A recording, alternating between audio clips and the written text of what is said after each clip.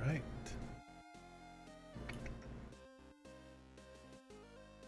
Check. Get rid of this.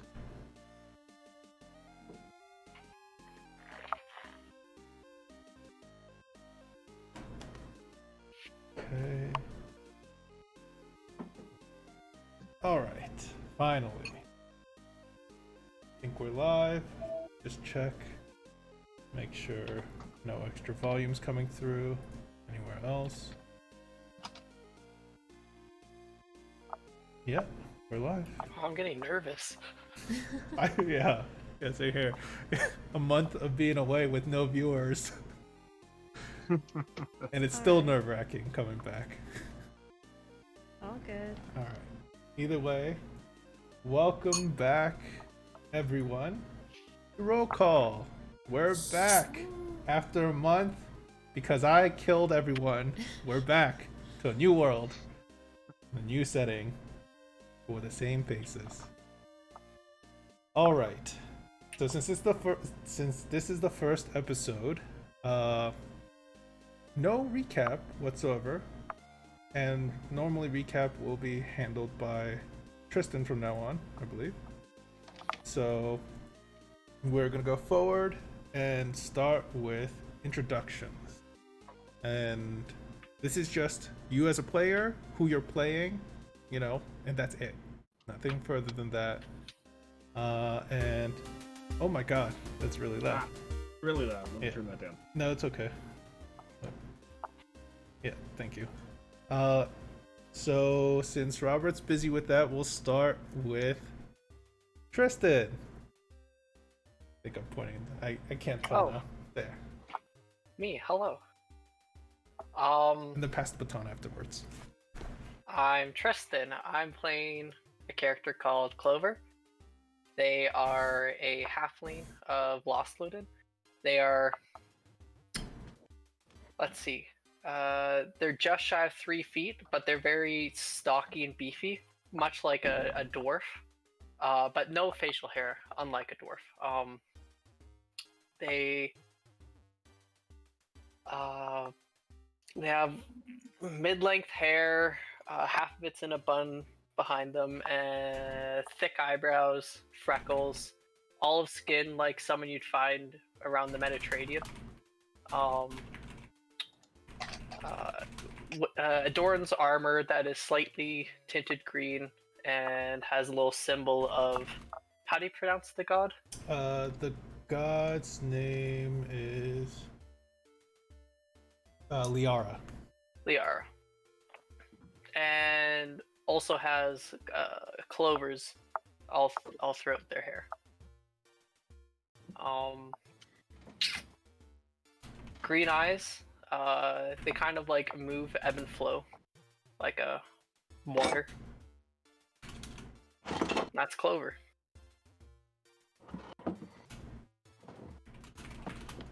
You can pass the baton, whoever. After you Oh, go. how about Gia? Hello, I'm playing Valsira, or Val for short. She would like it if people called her the Wanderer, but that probably won't actually catch on, since it's an extremely awkward nickname to say. She is a tiefling, purple skin, dark curly hair, wears a lot of black and sunglasses pretty much all the time. She is a monster slayer. Ooh.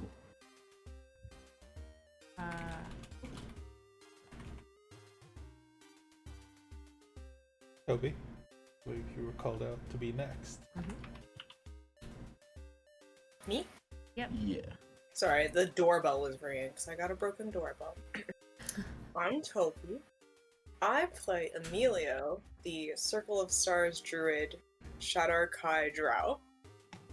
He is a disaster.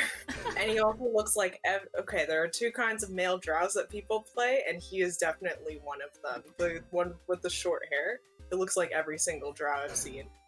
He's got a scar on his face, though. I believe it's his right eye. No, left eye. Sorry, this is my left eye. And he's got 3 scratches down his face, heavily scarred. And that left eye is also red. His other eye is purple. And he dresses really fancy, but it also looks like he has stitched in his own designs. So it's like fancy clothes have been ruined by somebody that thrifted them at the store and thought that they could change them. And he wears a lot of jewelry. And that's it. I'll throw it over to Ian. All right, I am playing Amos Bloodbeard Orst, Dread Pirate. Sailed however many seas there were. He did it. He is a tiefling of Zariel lineage. He is also a fighter rogue, mixed class, multi-class, mixed class. He is, he wears he wears a traditional pirate outfit. He's got a little hat, little horns coming through. His pirate nickname Bloodbeard comes from the fact that he's this big, large, bushy black beard, but he has this blood red accents inside. He says it's the blood of his enemies. It's actually just genetics, but that's not what he tells people. He fights with a cutlass. He's got a buckler on his left hand. He is very drunk, and I'm sure you're going to find out all about his traumas very soon. All right. He's currently drunk, or just usually drunk, or He's probably currently functioning alcoholic. Okay. Like every other pirate out there. okay, fair enough. Who's next, Ian? I'm gonna say Robert. Sorry, Dylan. He's first in our hearts. I play Tingle. Tingle Rumbletron. He is a gnomish artificer and armorer from Unearthed Arcana. He has leathery tanned skin, giant bushy eyebrows, and a big mustache that is grayish white. And he is, a normal gnome. He doesn't look that strange, roughly, except he's wearing a giant suit of smoking magic-powered armor that he's clanking around in. And he's an artificer, so he's gonna look weird doing anything. And I guess I'll pass it to Dylan. Well, thanks, Tingle. I'm playing Zubrik Illumi Muisi. He is a hobgoblin conjuration wizard. He looks like a regular hobgoblin. Right now he has dreaded hair, and there's like little baubles and beads in it. Goatee held together with like another type of bead. And just simple studded leather armor with robes like draped across it. He's also carrying most of the equipment that Tingle has given him, because Tingle's a heavy boy and can't carry much. All right. Is that it? Yeah, that's it. Yeah. And I will be your dungeon master for this campaign. Parky Park. We're back. We're back, baby. I'm gonna start streaming. I'm gonna get big. All right. Jesus Christ. Actually, no. It's just gonna be very chill if I do stream anyways. Okay. Either way, let's get started. Dive right in. All right. You all recently paid or are working for a bronze dragonborn caravaner named Zorhan. The ones that are working for him currently are Clover and Valsira. You guys have kind of it's a part-time gig, a one-time gig to get a free passage from here to the city of Athera, and you all have a reason to get there or go past there. And you all started from a small town of Mudtide. It's going to be a few days journey, almost a week. So as you set off the mud flats elevates into rolling hills with sparse bushes and low trees that speckle the landscape. The sky is clear and common wildlife such as deer can be seen grazing in the distance.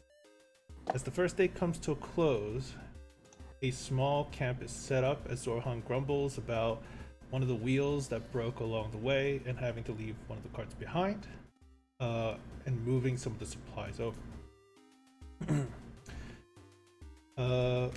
There are 2 other guards that are part of this caravan, and they are working for Zorhan and seem to have been working for him for a few months now. One of the guards comes over and let all of you know that starting from tomorrow, you all have to take 1 cart together, and will be in the middle of the caravan.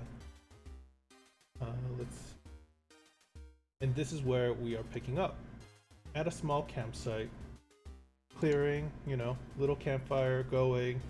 You guys are all situated right next to one of the carts that you're going to be having to deal with tomorrow. The guards have moved some of the supplies into there. However, there's enough space for 4 of you or 3 to 4 of you to sit inside, kind of scrunched up, 2 to be up in the front, and if it's too tight in the back, you guys can walk. So yeah, take it away. Go ahead. By the way, I believe you guys have been also traveling with one another for some of you all, like in pairs. So take it away from here. Real quick, can you repeat the name of where we're going? All of you have a reason to go north towards Ethera or beyond. Ethera is the capital city of the Etheran Alliance, which is the current land you guys are in. And are we camping or are we currently on the road? No, you guys are camping. This is the campsite you guys have set up. Nothing's moving, and that's why the guards came over and told you from tomorrow on you guys will be all sharing a cart, get to know each other before you slit each other's throats. You're all all right. Yeah. Well, hey Zubrik, do you think these guys might be some muscle we need? It If we're gonna looks be like traveling it. with them. I mean, at least the one with the beard looks tough enough. Oh, You can well, probably ask them. Bloodbeard is downing he's just downing another bottle of rum, and he just kind of throws it on the ground, or he just yeets it right out of the camp. Okay. Actually, funny thing.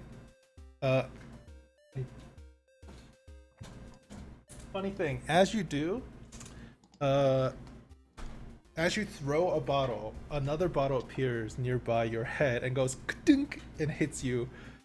You swear all of you saw a bottle go flying afar, but a small bottle hits him against the head and just drops. No pain, no nothing. It's just something of an annoyance. The same kind of bottle? No, definitely Bloody different. wench!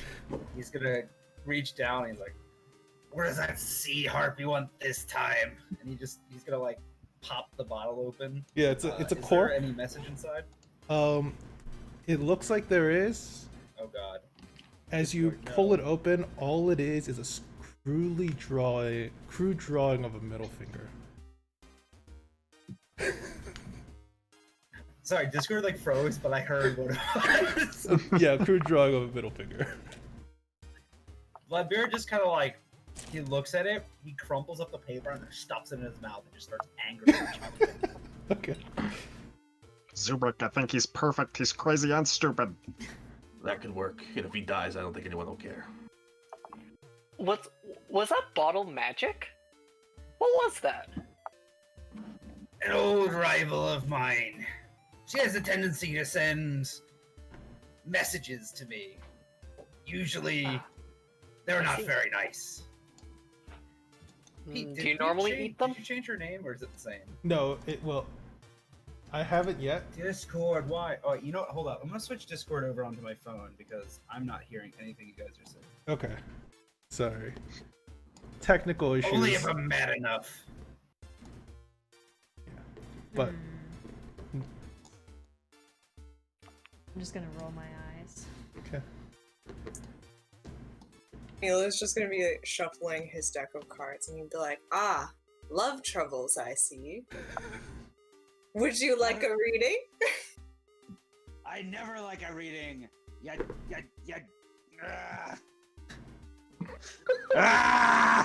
Bloodbeard just like gets like really mad and takes the other bottle, and then just yeets it out into outside the camp. Do you not know how to read? I know how to read. This one over here, though, is a charlatan. Don't trust a single word he says. He's a bad tipper, so who can you really trust here? Tips are pretty important. You do cards? Yes, I read people's fortune. For a fee, of course, but you know, it's Can a you do small mine? fee. Yeah, of course. Oh, what do I have? I don't really have much of money. I don't really understand it much, but I have material. I hold out a gemstone. Will this work? No, I'm gonna push Clover's hand out of the way. No. How No? much is the fee? 2 silver. Okay. Clover, you really want your fortune told? Yes, I'd love it. Do you have a question? He's not gonna teach you anything of use. You might as well kiss the I'm silver going to- goodbye. No, don't listen to him. He's drunk and he's a bad tipper. He only gave me 2 silver when I did it for him, and it was so accurate. But it's only... It wasn't accurate. I lost all that treasure. So it's... Yeah, but it's an art. You tip people. It's okay if you don't, but you know, all he did was heckle me after that. Okay. It cost me a lot of money. I've got 2 tips right here. Lefty and righty. Okay. Well, if you're practicing magic, I'd love to see it. You And, can call it a kind of magic. Perfect. Alright, you wanna pay for it then? Oh, of course not. No. Okay, Clover, because you're my buddy, I will buy you a reading. Where or what am I doing in the near future? So what kind of reading are you doing? I'm doing a 3 card. 3 card? You want me to draw the top 3? Yeah. Okay. First one, Page of Cups.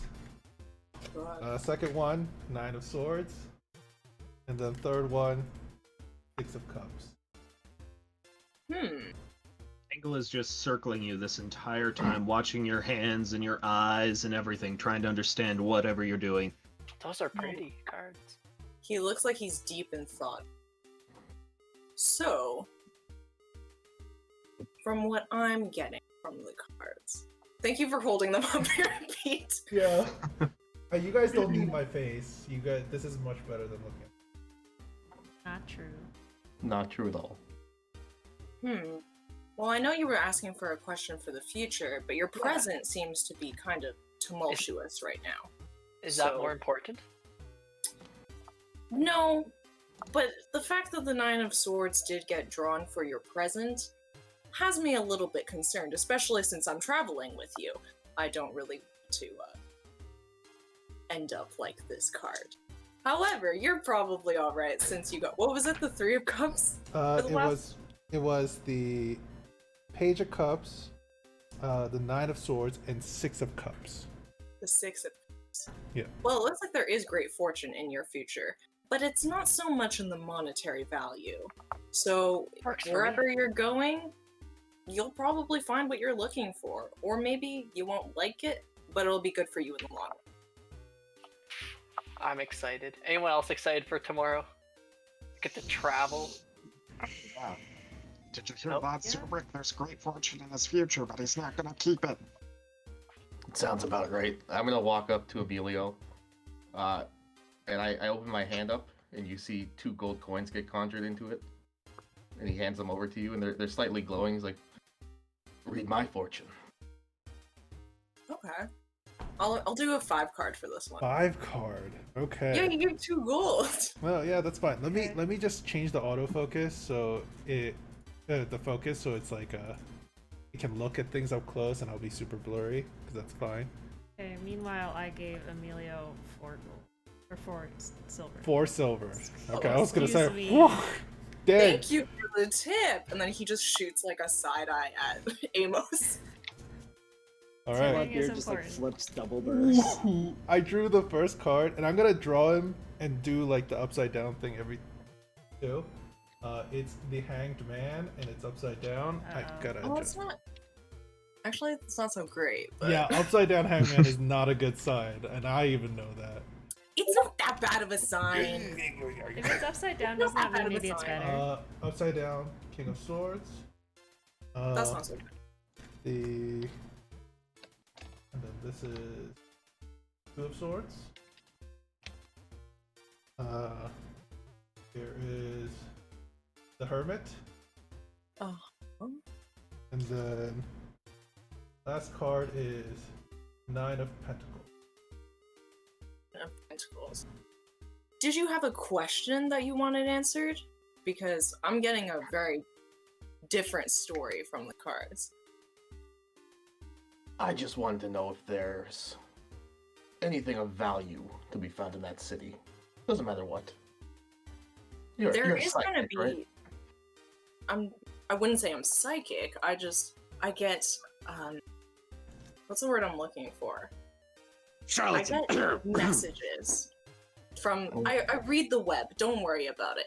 Anyways, it seems like you're a very antisocial man. I mean, I didn't really need the cards to tell me that, but it does look like you're going to be getting something of great value in the city in the near future. Actually, could be on the way to the city for all we.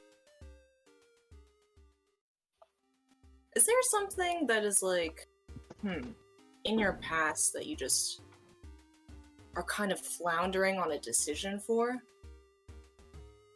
Probably why I joined all of you on this trip right now. Yeah, you need to make a decision quickly. And did you put that gold away in your pocket already? Yes. Okay, cool. I conjure up one of the cards that looks exactly like yours, but it's the Fool. And I hand it out to you, and I walk back and just sit down.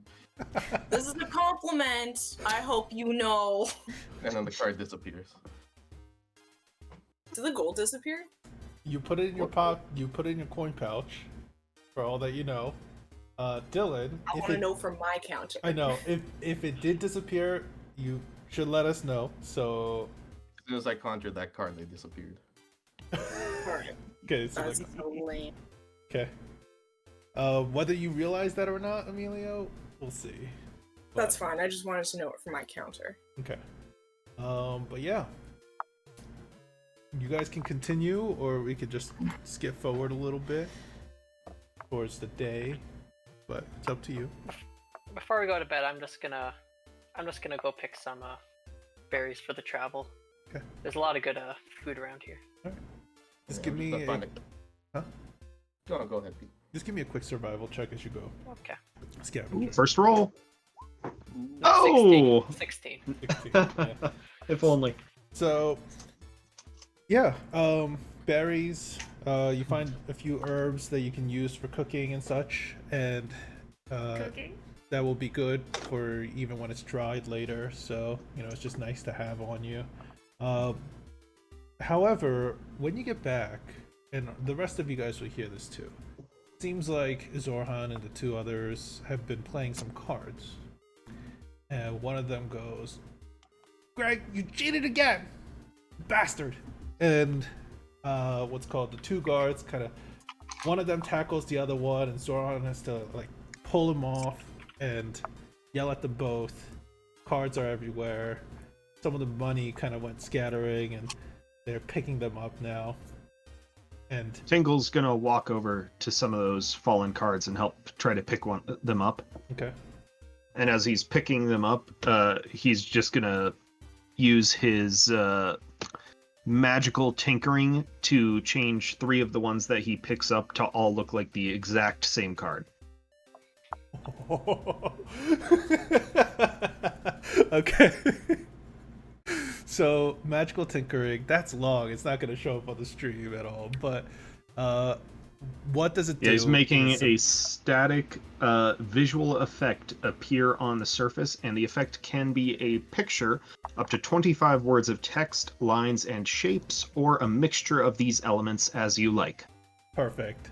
All right. So as you hand him over, what's called to one of the guards, he looks at it and he looks at the cards, looks at you, then looks over at the guy who he called Greg, and he's like, "You fucking bastard!" And he goes over there and punches it, decks him in the face, and Zorhan yells at them even more.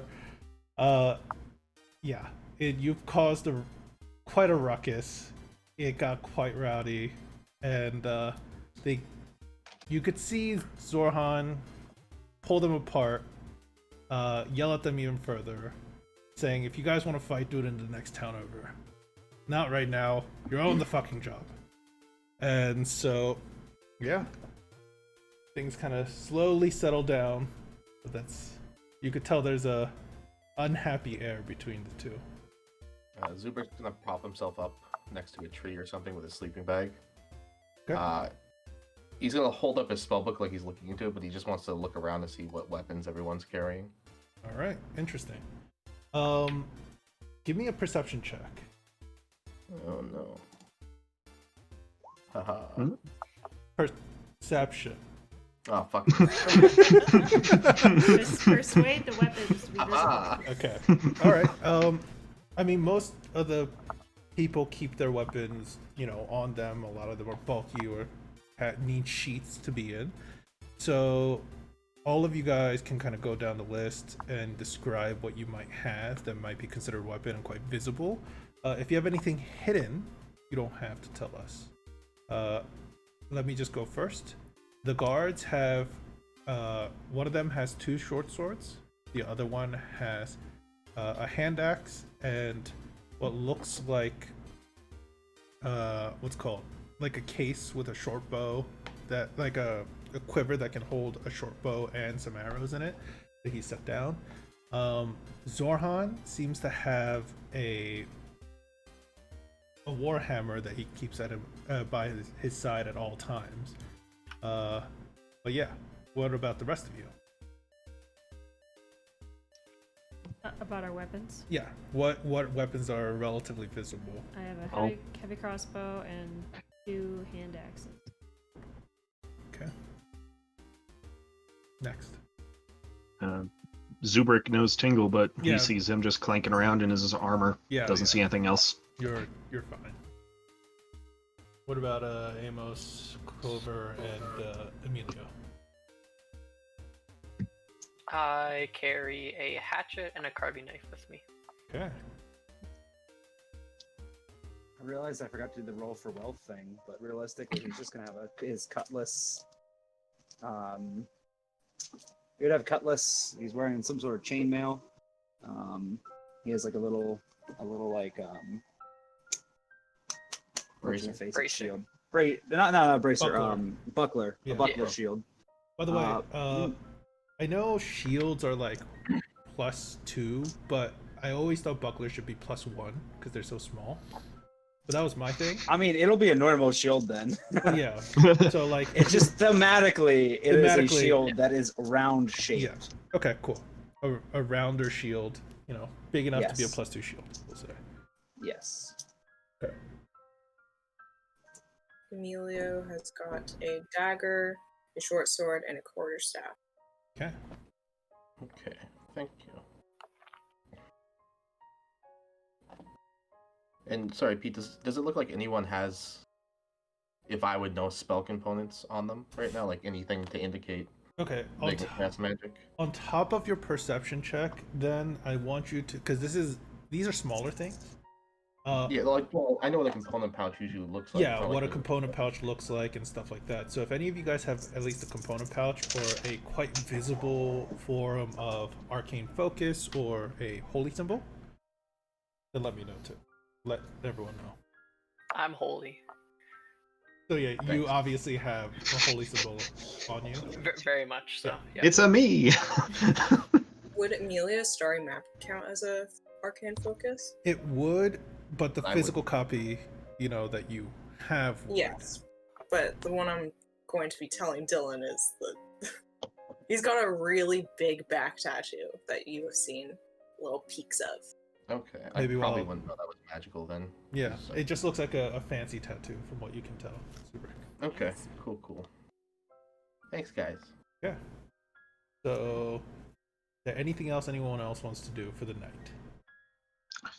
Well, as we're all bedding down, Tingle is going to grab some nearby wood and construct a temporary shelter for himself and Zubrick.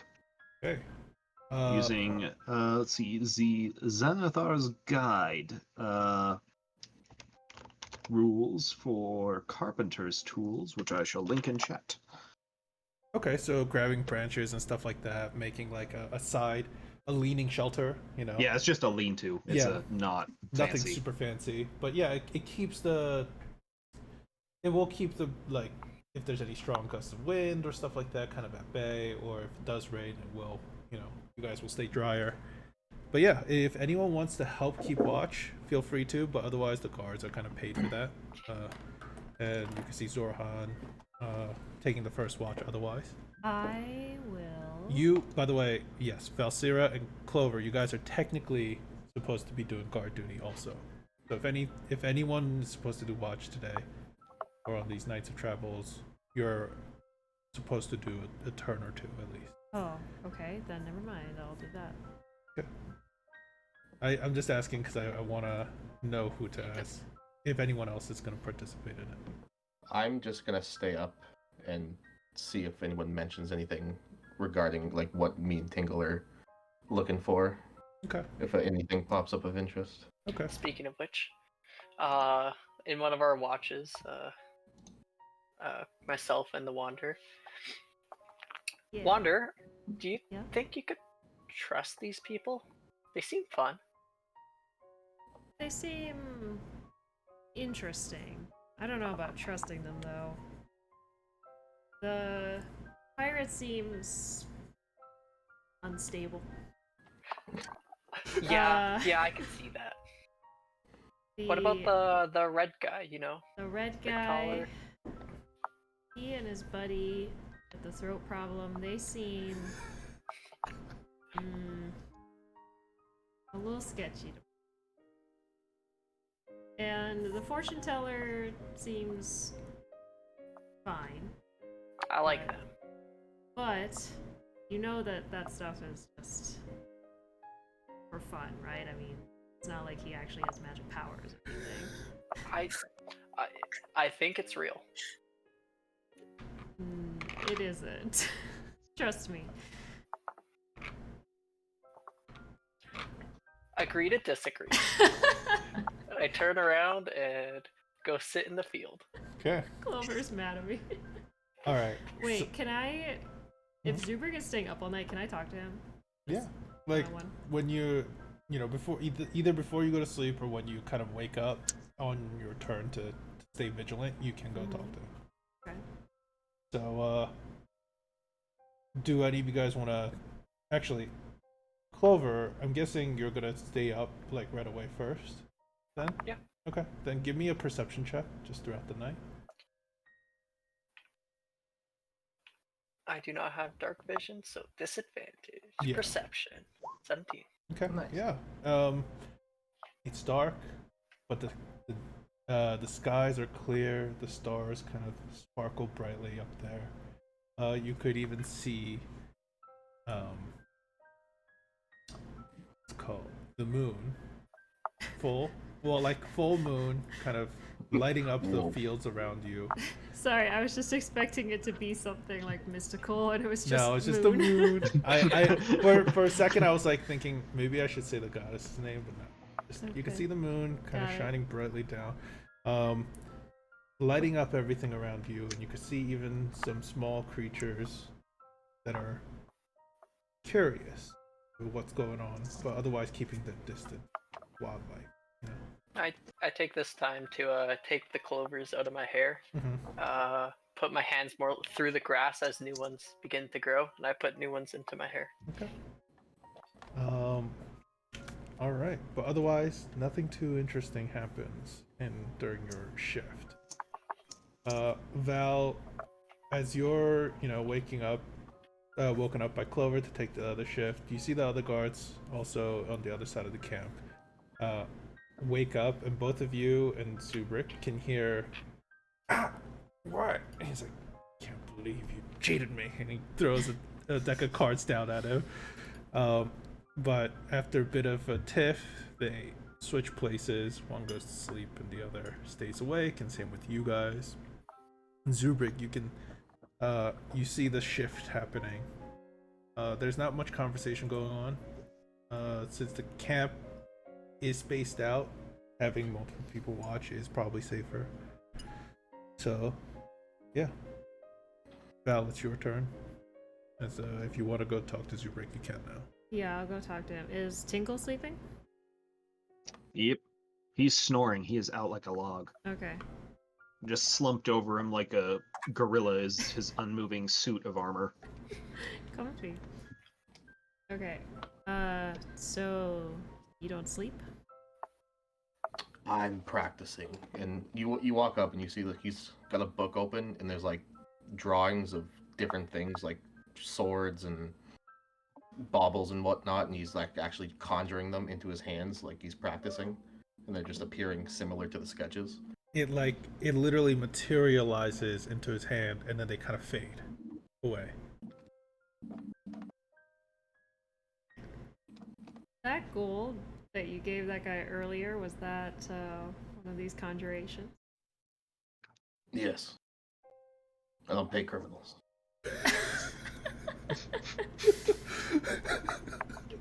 Do you think he's a criminal because he tells fortunes, or has he actually done something? Looks like it. I haven't talked to him yet. He looks like a criminal? I conjure his head in my hand, kinda. You could give me a quick, I'll say Arcana, because you're a wizard. Okay, yeah, it's it's pretty good. It's more like flat. A lot of the features are kind of flat, not really lifelike, but it's still there. Sorta. His nose was a bit whatever, and I make it disappear. You're basing this on skull shape and nose shape? I mean, your friend is clearly not the brightest, and he was clearly being targeted. Well, It's easy to put two and two together. well, Clover, inexperienced, but not stupid. Okay. So why are you on this journey? Personal reasons, but treasure, money, things. And then what are you gonna do with all that? Live. What are you gonna do with your money? Okay, fair enough. But when are you going to sleep? Eventually, when I'm done practicing. Alright, well, only you should be paying people with disappearing money. Fair enough. Good night. And I just look down at my book and continue conjuring. Okay. You see a mini bauble with your face pop up, and no, fuck. Okay. What? All right, Felsier, My voice for some reason. can you give me a perception check, please? Oh, me, sorry. Yes. I'm so used to being Victor that I was like, who's Yes, that? Valsira, All right. perception check, please. Sorry, I was googling what it's called when you try to judge someone's personality based on their head shape for knowledge. Anyway, I couldn't remember that word when I was talking about that before. Okay. All right. A perception check. Yes. Okay. Oh man. Okay. You're normally, you're supposed to be keeping a better eye out, but since Zubrik is staying awake, and he's also showed a bit of distrust. You're not sure what to make of him, and you're constantly distracted, while you're looking out there trying to see what's going on. Every once in a while, you just kind of have a glance back at him just to make sure he's not doing anything fishy. But again, nothing really exciting goes on for the rest of the night. As you fall asleep, Zubrik, do you actually stay up all night, or do you? I think he just passes out randomly. Okay. Like he conjures a pillow and falls into it. Okay, got it. When you all wake up the next day, you know, there's a. It's already kind of gray. Clouds rolled in. The bright sunlight outside is definitely dimmed. There's thick clouds. You can see Zohan kind of looking up, worried at the sky. But otherwise, he packs everything up and orders you all to do so. And you start off on your journey again.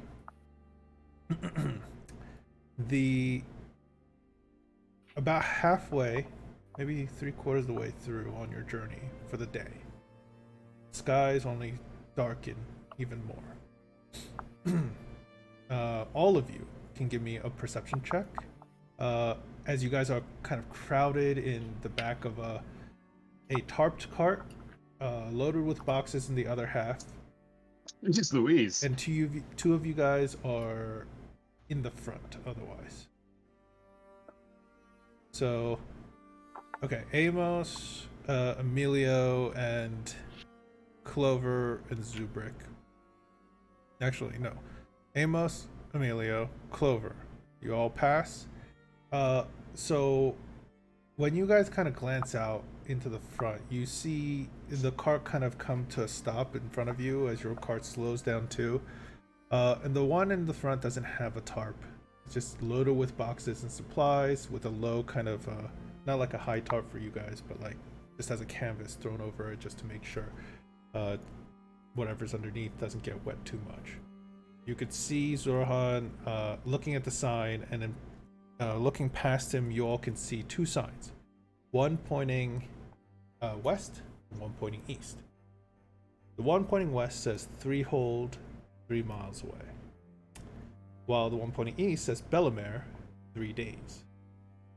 As there's a low rumble in the clouds that came from a distance, you hear Zorhan shout, "Take it a left! Can't let this stuff get wet." As he kind of gestures, and you all kind of follow behind him. So you guys are all kind of crammed near each other in a cart. You guys can feel free to roleplay if you want. If you rather want to skip forward, I am all up for that as well. I'm sitting beside Bloodbeard in the back, and I nudge him. Hey, Horned One, want some berries? Bloodbeard's gonna kind of look you over from like the whole few feet of you. He's like, I'll have some berries. Thank you, small one. Picked them last night. They're pretty good. It's gonna like pick it up and just gonna like sniff it. Also gonna just take a look at it, see if he would know that it's something not to eat. Give me a nature check. All right. I couldn't possibly convince you to do a survival check on that one. No. Damn. Nature check is to identify if things are poisonous. Survival is to look for things that are possibly like edible.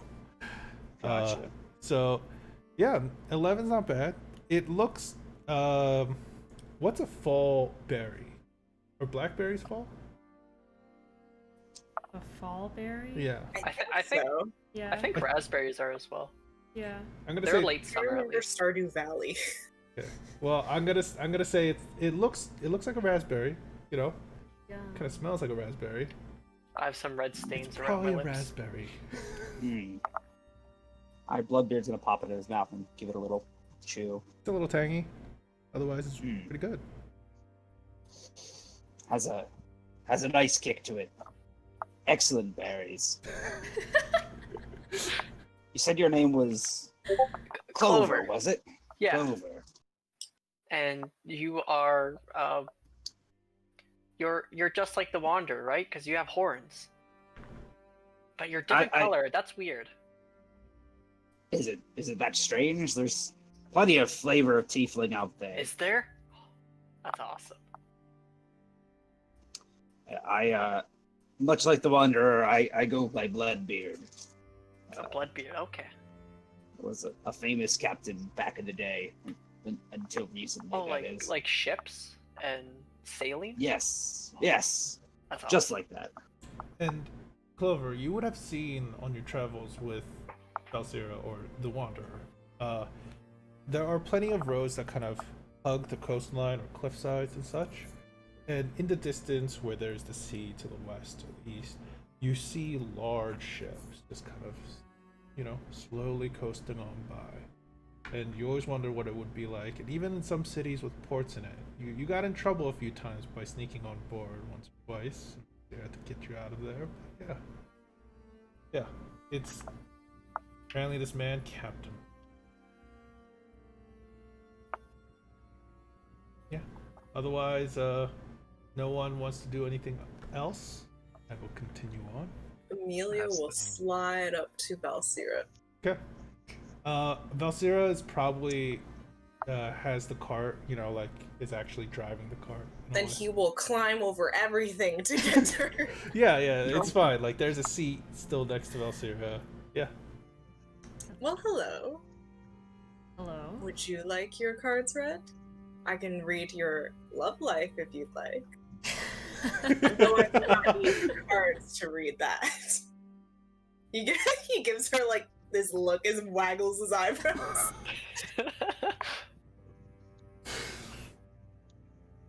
Free of charge, of course. Oh, well, if it's free, then sure. Why not? I'll do a 1-card draw. Okay. Split deck or top? Way Split too deck. loud. That's why it's Okay. free. It's a subpar product, just It one is card a draw. 9 of cups. Cups. It's hard Oh to see. man, we're 9 of cups. Well, it seems like the universe is telling you that there's somebody very special right in front of you. And you're just gonna like move more into her line of sight. That's what the Knight of Cups means.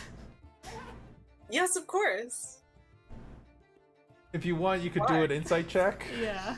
But give me a tower insight, and if you're lying, or it's just, even if you're not lying, I'm not gonna ask, because like it's whether Valsera picks up on this obvious thing. Okay, did I do it right? I just clicked. Yeah, you did. Okay. I mean, you have no idea. This guy's either the biggest idiot or he's hitting on you. It's a 50. Well, I know he's hitting on me. Well, no, I know as a player, but like as a character, you're just like, like that's, you can't tell actually like if he's trying to read it. Like even if you're trying to like drive the car, stay focused, and this guy's, yeah, go on. I feel like it would be pretty obvious, but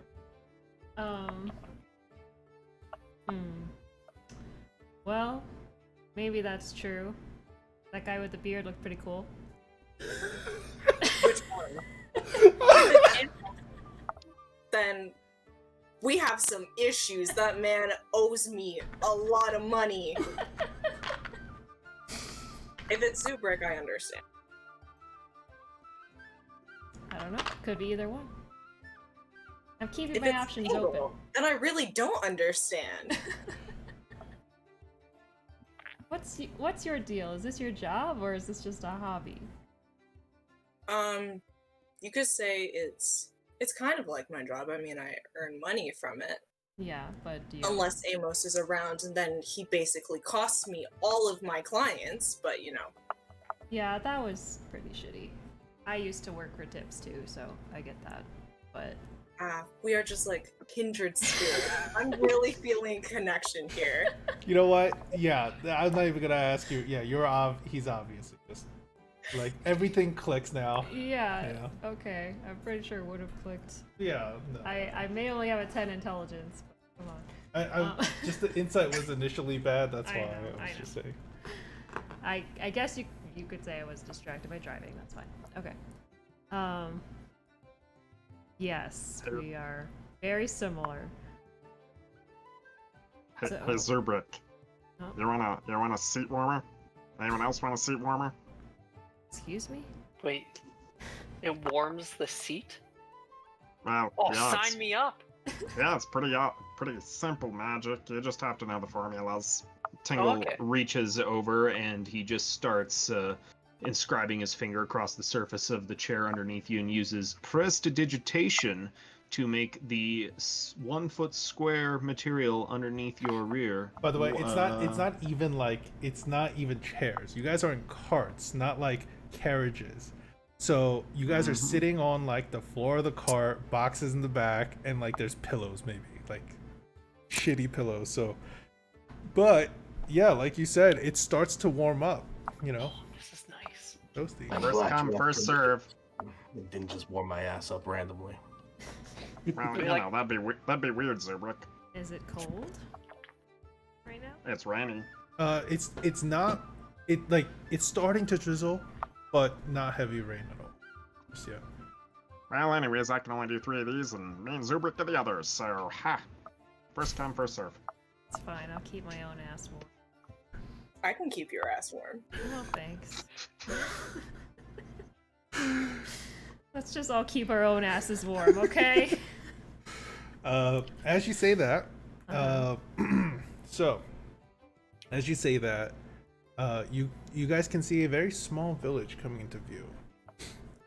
As you approach the village of Threehold, the rain begins to fall heavier. A flash in the distance is followed later by a crackle of thunder. As the town comes into view, there is a small, simple fence that marks the outer limits of the village. Field of farmland with an occasional scarecrow guarding the crops. Small pens of farm animals taking shelter wherever they can from the rain. And spread out small homes that are enclosed by a long wooden fence on the east and by a small river on the west. Dense forest can be seen across the river to the west, and as you all pull in to what some might be able to call a town square. The rain is pouring heavily now. Zorhan yells over the rain and points to the tavern and stables nearby. As the guards and Zorhan takes care of the horses and carts, all of you enter the tavern called the Pickling Barrel. It's a good name. So yeah, you guys have arrived at a small village called Threehold. It's called what, sorry? Threehold. Threehold. So as you enter the tavern, let's see. The tavern is a single-story log building. By the way, some of you are drenched, you know, like others that were staying in the cart. So like Valsir, you're probably got hit by the rain the most, trying to help deal with the carts and stuff. But otherwise, as you guys enter, the tavern is a single-story log building with large windows that are shuttered with thin strips of wood. You can see a bar with half-filled liquor shelves behind it. The room has a few simple wooden tables and chairs strewn about with few cured meats and cheeses hanging from the ceiling by rope. Half the tables are occupied by what look like farmhands playing with dice or cards, or eating. A hallway can be seen in the rear end of the room that seems to lead to available rooms, and well-polished silver short sword is placed over on top of the bar. Behind the bar is a male halfling. He is gaunt, lanky-looking, lanky, dark-skinned halfling. He wears a dull white sweater, loose black pants, and dark gray apron stained all over from unknown beverages. He has a shaved head and dark green eyes that are sunken into his head. Yeah, Unknown beverage.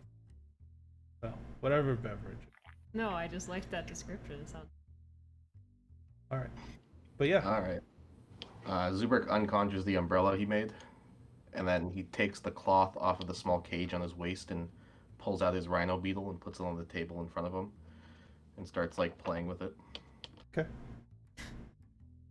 So as you guys all enter, this halfling speaks up. He's like, welcome to the Pickling Barrel. Haven't seen your faces around here before. What might you be interested in? I guess a place to sleep for the night. Yeah, the storm's coming in pretty thick. Mhm. Sure. Well, Will you have room for us? yeah. No one Yeah, really that'll stops be here for cheap. room. People stop here for food or a drink. If you want to stay, it's a gold piece per room, but that gets you breakfast. Sounds fair enough. The room can probably fit 2 of you comfortably. Clover, you want to buddy up? Sure. Oh, here you go. And I pull out the only money that I have, which is 2 gold. Okay. I don't know what to do with this. And I just hand it over to the Wanderer. Okay. Okay, I'll hand one back to Clover. All right. So you guys pay for a room. Wait. I turn to the gnome. Here you go. I don't want it. Just handing you a piece of gold. Okay, Clover. Let's Yeah? talk a little bit about money best practices after this. So I'm gonna give is it a gold per person? It's a gold per room plus breakfast for 1. So Okay, so is it like a gold and 5 silver for 2 people in a room eating no, breakfast? it's just gold per room. Okay, but like Oh, we both- and breakfast, you mean? we both want breakfast. Yeah. It's a gold and 4 silver then. 4 silver. Okay. Buying in bulk. Got it. Okay. Perfect. So I will pay the gold and the. So actually, I'll just give all the money back to Clover. Okay. And then You'll pay. Gold and I'll silver. just pay. Okay. Cool. All right. How are the I rest? hand another gold over to Tinkle. Here you go. No. Okay, I'll take it. No. I'm gonna Thanks for your snatch it charity. out from Tingle's hand. No. Okay, Clover. No, I know okay. that you don't care about money, but you need it to buy things like rooms and food and drinks. And if you tell people you don't care about your money, then they'll just take it from you, and then you won't be able to buy a room or food or drinks. Couldn't I What just I really care work? about is money. You can give it to me. No. I kind of look at Tingle and I look back and I'm like, listen to your friend, Clover. Okay. It's fine. Just hold on to those 2, okay? All You right. might need them. So, by the way, since you guys are all doing this, I want to know who's paying and whatnot. If you guys are getting individual rooms and such. I'll pay for me and Tingle. Okay. Oh, thanks, Zubrik. If you're paying for the extra breakfast, it's a gold and 4 silver. Otherwise, per room, it's a gold, and you get a breakfast with it. I'm I also. can pay for my food. It's all good. Oh, all right. Thanks, Tingle. Yeah. I'm also looking through my rhino beetle's eyes to see if anybody's like checking this out. Okay. As you're just kind of like prodding it and playing with it, letting it kind of crawl over the I'm table. completely blind, so it just looks like my hand is flopping around. Yeah, you're just like, I think it's there.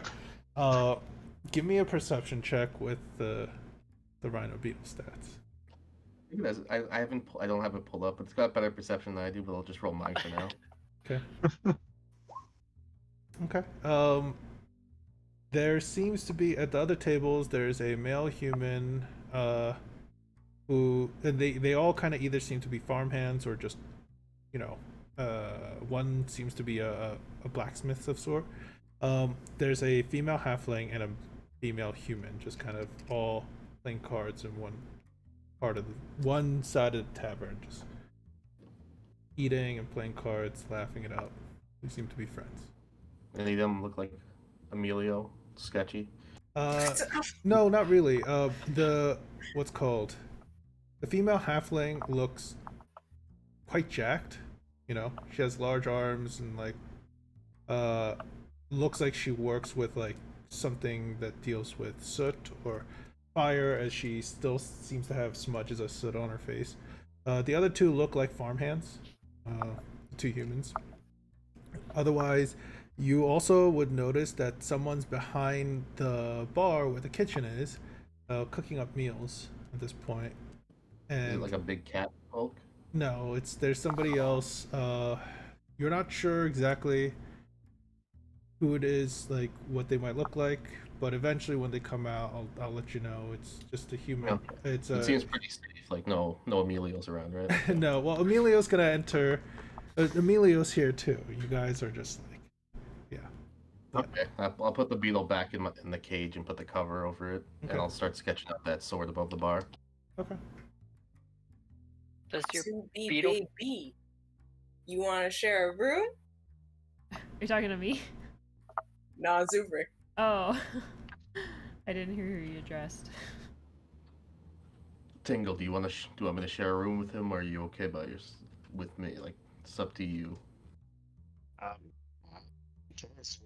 Oh wait, your mic has a hard time picking up that voice. Can you say that again? Bless you.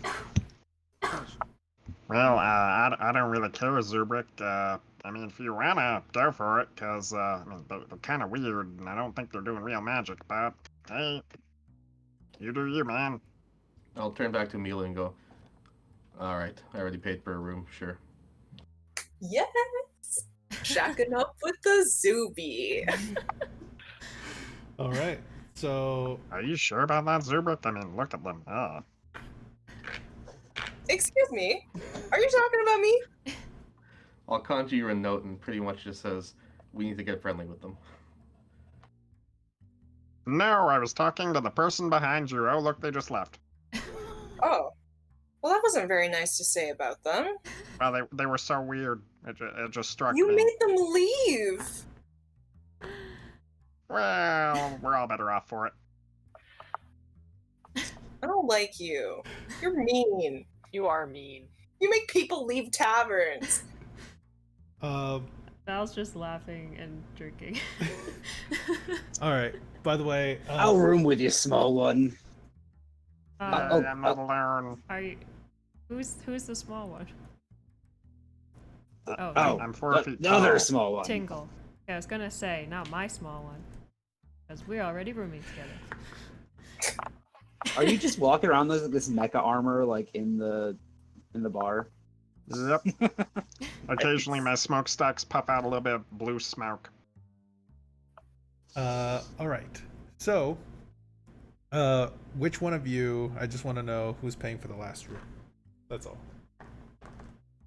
Bloodbeard looks at the gnome. He's like, as a gesture of good faith, I'll pay for the room, but you're paying for breakfast. It did not pick up your voice again. Oh my god. I'm gonna change my microphone sensitivity. 1 sec. Okay. Microphone, voice and video, voice sensitivity. Okay. Oh, that'd be great. Hey, do you maybe want a sword in the morning? Is that a euphemism Did- or something? Are you coming on to me? Is this like buying a prostitute? Because I mean, you seem great, but we've just met, and the metal is a little bit of a turnoff. No, I don't want your body. I want your friendship. Why is that worse? I don't even know what to say to that. I'm going to be completely honest with you. We were just shaking his fucking head. This is why Tingle doesn't talk. I don't like your body. I want your friendship. Why is that worse? I think you should say yes. Friendships is always nice. Sure. Awesome. Okay, now just got from the stick. Hey, hey lady, do you have a broom you don't want? Please don't touch our brooms. Okay. If y'all want, I'll conjure you a stick. the lady like pokes her head out of the kitchen. What's called? And she says, if y'all want something to eat, we got rabbit stew, with slices of sourdough, baked potato, with sliced bacon and cheese. Oh or god, that sounds really good. Sorry, that's out of character. That just sounds really good. or house special, jackalope pie and a mug of perry. Jackalope. It's just rabbit with some horns thrown in. no with some what's called venison. Oh, okay. Well, that sounds like the best deal, and if it's the house special, then... For a second, I thought you might have had jackalopes around here. No, it's just a clever marketing thing. I don't think jackalopes are real. Are they? Not in our That world. was stupid. Not in our world, guys. Are they real in this world? You're not sure. Animal no one's seen. handling No one has check. seen a jackalope. Animal handle. It's not animal handling. Okay. You could maybe tame a History. jackalope pretty well though if you did find one. Yeah, I mean, aside from the horns. Actually, I have something in the future that I think all of you are gonna go, oh my god, we need this thing, and I will. I promise you, It's people. you will feel like this when it happens. Oh man. Zubrik's gonna turn to the table and he's gonna look at everyone and say, "As a gesture of good faith, I'll pay for dinner tonight, since we'll be traveling together. So that's. Can I get the stew? Can I get the Whatever stew? you want, mate." Yeah. Is it gonna be let's go. real gold? Yes. Are you lying, Super? No, I actually have a lot of gold, so Okay. I don't say that out loud. I still want to do an insight check. Okay, just give me a. This one you could just. Oh, okay. Oh. It's fine. I'll do a real. I don't know. No, Unless- 12 is fine. You got a 12. I'll Oh, say it okay. out loud. All right. So, yeah, Zubrik.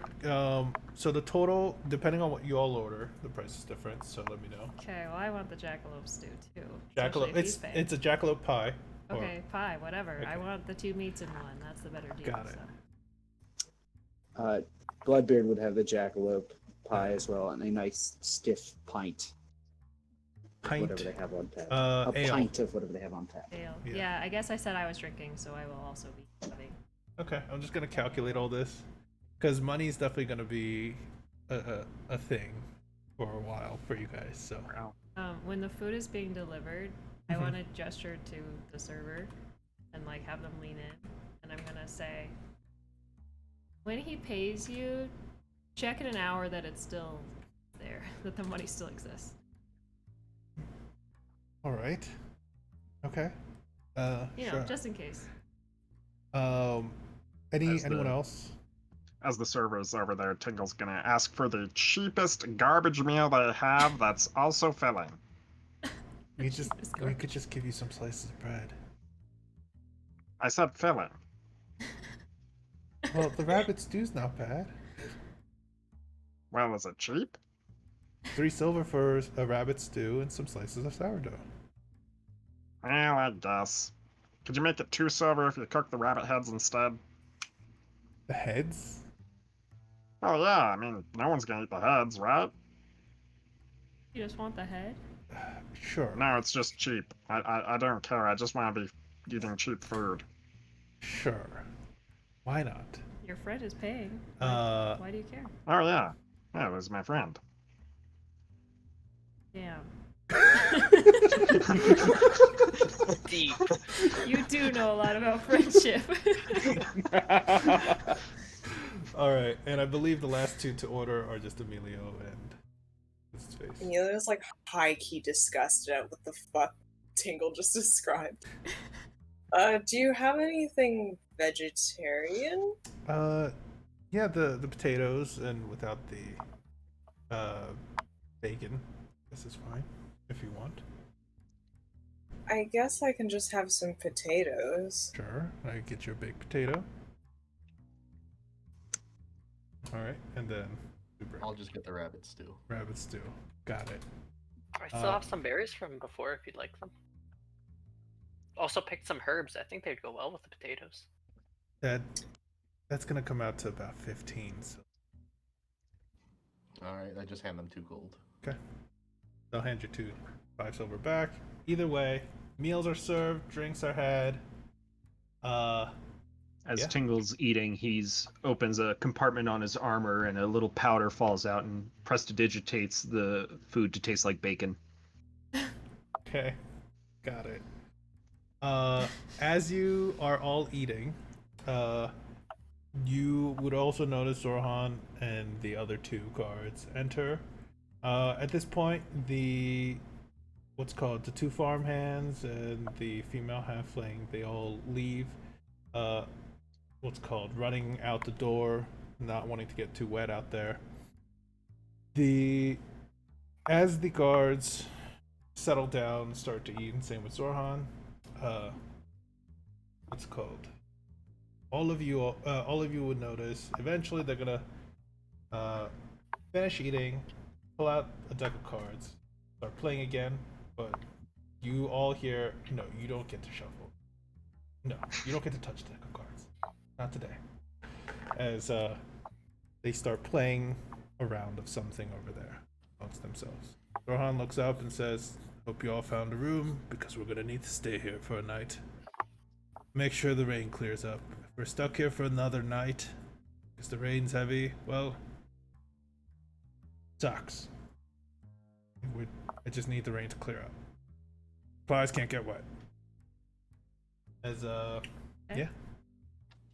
So, what's up? I wanted to turn to Val and Clover. Do you guys work for them? Are you traveling with them? Oh, we're freelancing. What the Wanderer said. We just paid to take this trip. Where are you guys headed? Wherever the Wanderer is going. Wherever we're needed. I'm kind of like the Wanderee. I follow the Wanderer. Follower. The Wanderer. The Wanderer. Yeah. You're like Yeah. a Dory fan in Oblivion. Maybe that's what everyone should call me. The Wanderer. Really rolls off the tongue. I like It it. does.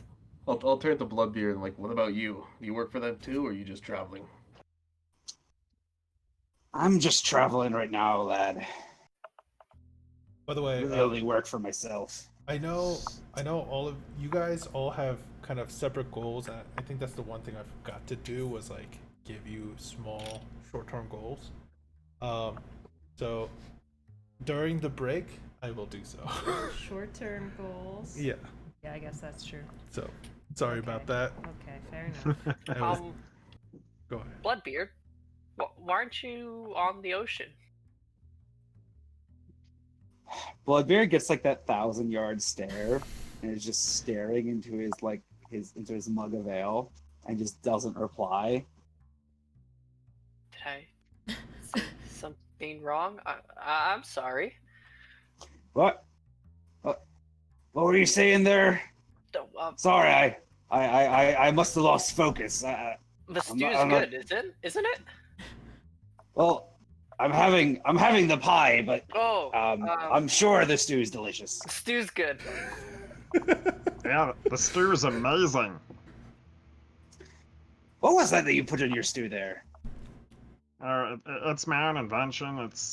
Well, technically it's nothing, but if you want to get specific, it's etheric particles that are vibrating to the tune of bacon.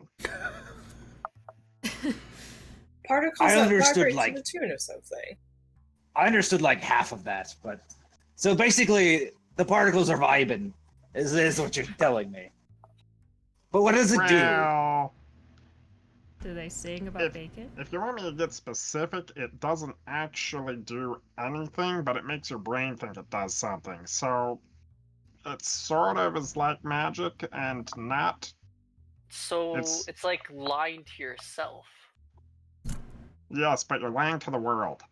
Ah. I have no idea what you're talking about.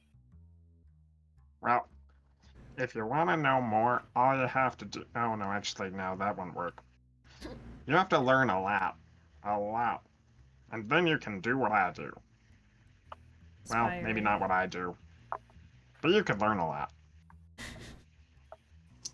So Sounds fascinating. I know this is the Wanderer and this is Bloodbeard. What about you three? Your magic card, awesome person. What's her name? I think he's busy checking out the Wanderer, I think. It's distracted. There's not a lot He was rolling talking around to in the that other head three. right now. I heard you three, so I Oh, thought somebody else would go. no. The short one is. Are you a halfling? No, I'm a gnome. We're like Oh. halflings, except, better. Rude. How so? He's Well, lying. I mean, look at me. I'm proportioned. Okay. Rude. And your name? I always thought it was the other way around. Yeah. Yeah. Well, it depends on your definition of proportion, I guess. Yeah. Well, you can call me Tingle. I'm Tingle Tingle. Rumbletron. Tingle. Okay. Tingle. Nice to meet you. Is that your real name? Well, yeah. What's your name? The Wanderer. Is that your real name? Oh, of course it is. Nice to meet you, Wanderer. Yeah, we're both named after verbs. It's very normal. Nice to meet you too. You, with the red skin and the beetle. You're not a tiefling. What are you? I'm a hobgoblin. A what? Weird question going around the table asking people their races, by the way. Clover doesn't know a lot of non-halflings, so they're still learning about other I'm a people. goblin, but bigger and smarter.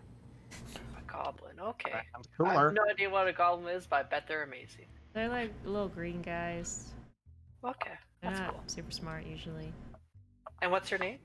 Zubrick. Zubrick. Nice to meet you. An awesome card person? Oh, me. Yeah.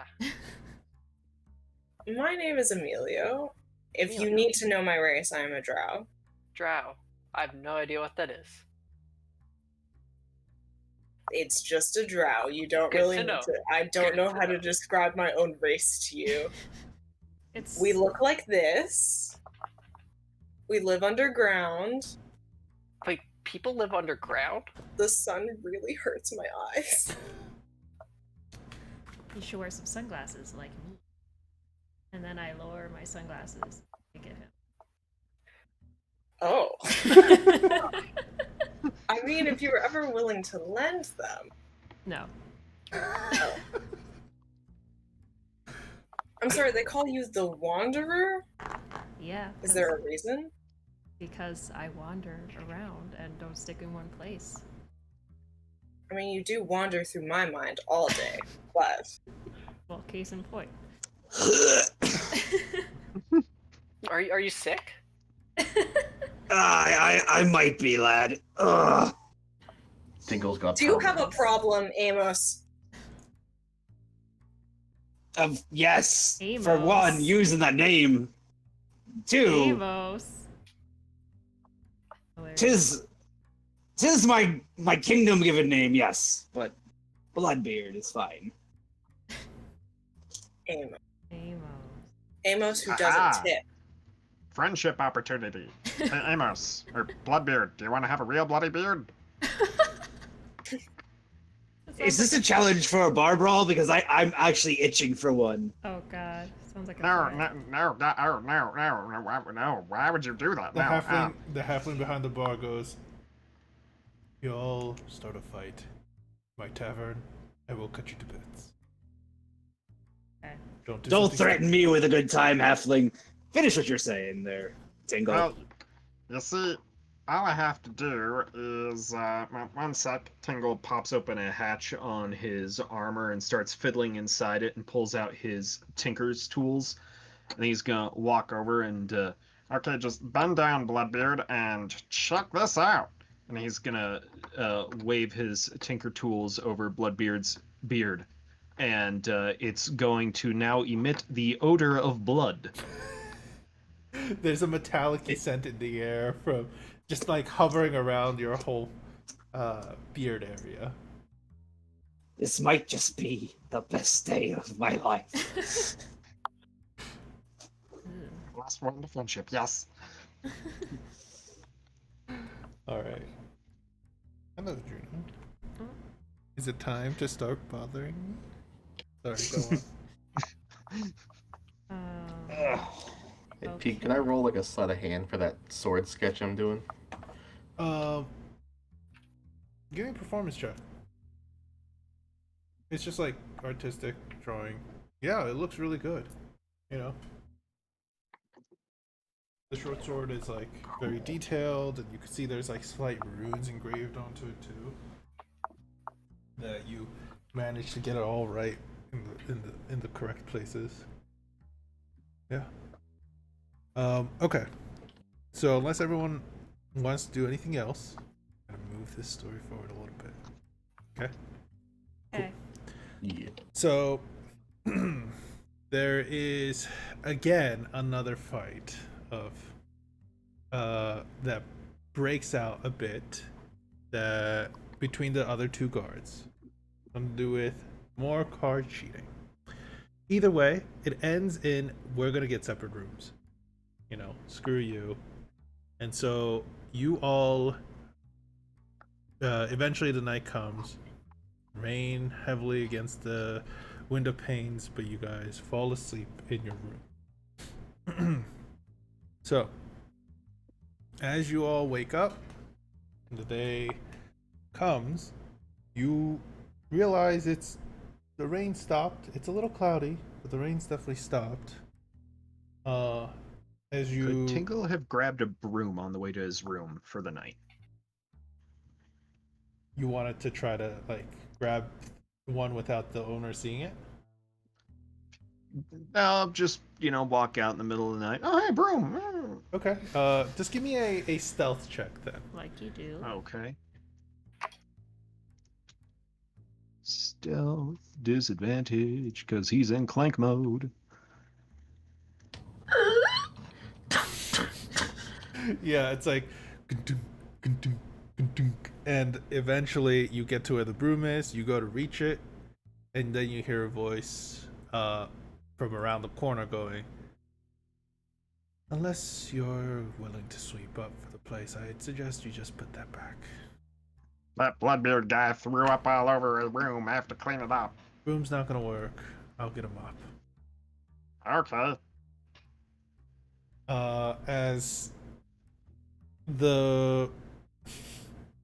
As she brings over a mop, it's kind of dripping on the floor. She's like, "Where's the mess?" Okay, just follow me right over here. And Tingle's gonna take him to the room and then knock on it. And as he steps inside, just try and prestidigitate the odor of vomit in the air. Where is it? And she, as she opens the door and the smell kind of hits her face, she looks around. She's like, "Where is it?" Oh, it was right now. I guess it cleaned it up, but What? thanks for the help. Could I just keep that mop in case he does it again? He's not acting right. I think he ate something on that caravan. Give me a persuasion check, or a deception check. Sorry. Deception. Yeah. Not persuasion. Do Deception. do do do do. Lion. Whoa. He's a weird gnome who wants a broom. She Or looks mop. at you and goes, "No. It seems like you all somehow cleaned it up. The smell's in here. Open the window and, it's not raining too hard, alright?" She brings it back. I'll let you know if something happens again. Sorry, you're cutting out. I'll let you know if something happens again. Got it. And she kind of sighs and walks back. Alright. Bloodbeard rolls over and he holds his hand towards the window and mumbles something after waving his hand over his nose. He thaumaturgies the window open. Yeah. So Yeah, that yeah. It slides. kind of rolls back. Yeah. Okay. Do the beds have slats in them? Yes, you could rip one out and turn it into a sword. Okay. I feel like if I don't give this to you, you're gonna keep going. So I will give this to you, Robert. Tingle needs to give his friend a sword. Got it.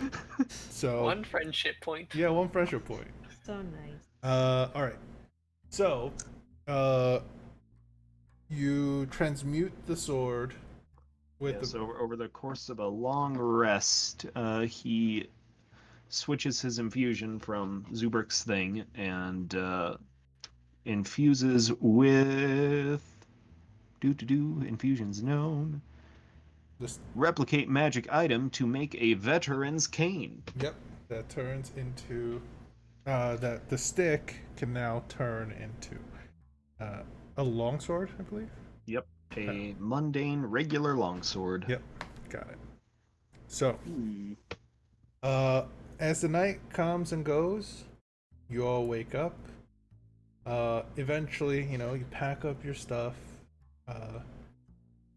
And seeing that it's clear out, you could hear Zorhal kind of shouting down the hall. All right, we're going. Pack your shit. We're getting out of here. And this is where, I'm gonna cut forward a little bit. You guys are all kind of getting ready outside. The cart's pulled up and ready to go. But someone's missing. One of the guards. One of the ones that were fighting with each other. He's not here. As Zorhal goes, where the hell is Greg? Someone go check on Greg. As the other guy kind of rushes over, like, Greg, we're gonna leave you behind otherwise, and he's grumbling, and you hear quick footsteps coming back soon after. He rushes through the front door where the caravan's waiting for him, and he's like, What? Greg's dead. There's a body. Shit. And this is where we'll pick up after a quick break. Oh my Gotcha. god. Oh my god. Murder mystery. We're gonna start off with a bit of a murder mystery. Yes. So yeah, we'll be back 5-10 minutes and take your breaks. Those of you that come back quicker, I will tell you your short little term goals and ideas for that. So yeah. Alrighty. So hilariously enough, Robert, I'm going Mhm. for a dex-based fighter, but thank you regardless. Hey, it's the goodwill he's after. The friendship points. Loki. Yeah. Yes. Once you hit 10 friendship points, then you're a true friend. Oh, Toby. Hmm? If you were sleeping in the same room as him the night before, you would have seen him pull out like this rusty-ish brass lantern with this like dull red gem in the center, and he placed it like next to his bed. And he took off a necklace he was wearing that was similar to the one you drew, like that gold orb with the symbol in it as well. He would have hassled you about it. He first would have annoyed you with flirting, and then hassle you about this weird lantern. But I doubt he got any answers, so he just went to bed. Sad. You got 0 answers, but he flirted back. Oh, yeah. Then he doesn't cry himself to sleep. I'll be back. All right.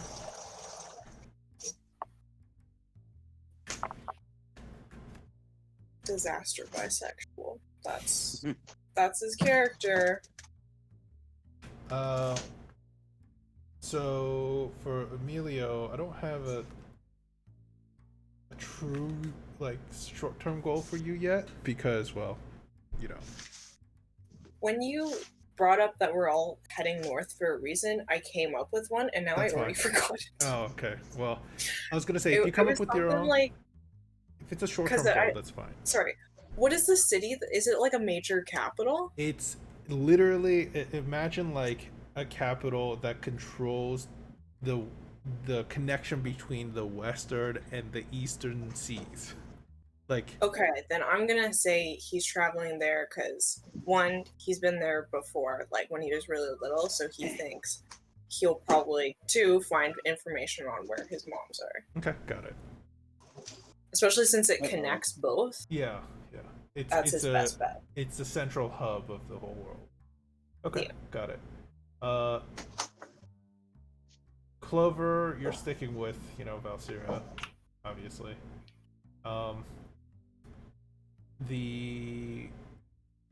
So Tingle and Zubrick, you guys have left the Principality of Nasera not too long ago. Traveled through Worm's Mouth and all that stuff, different places, to get this far. And it was quite a hassle, just you two, You guys got into trouble that it was harder to get out of with just you two being you two.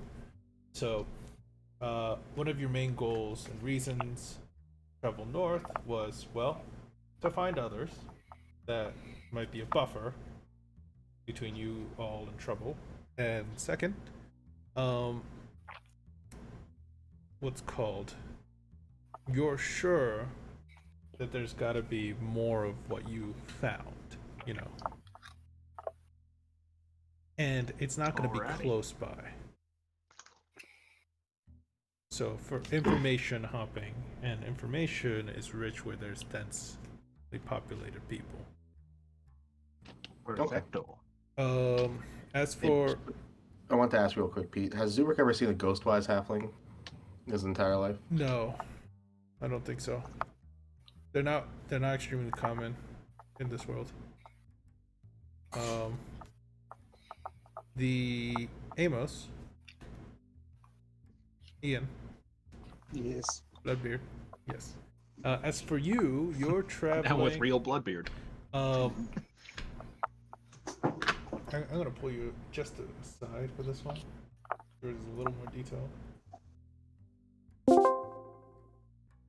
And I didn't want to spill some beans yet that you have yet to spill. So, you're heading north. Two reasons. First, you don't know what caused you to lose your ship and crew. Mhm.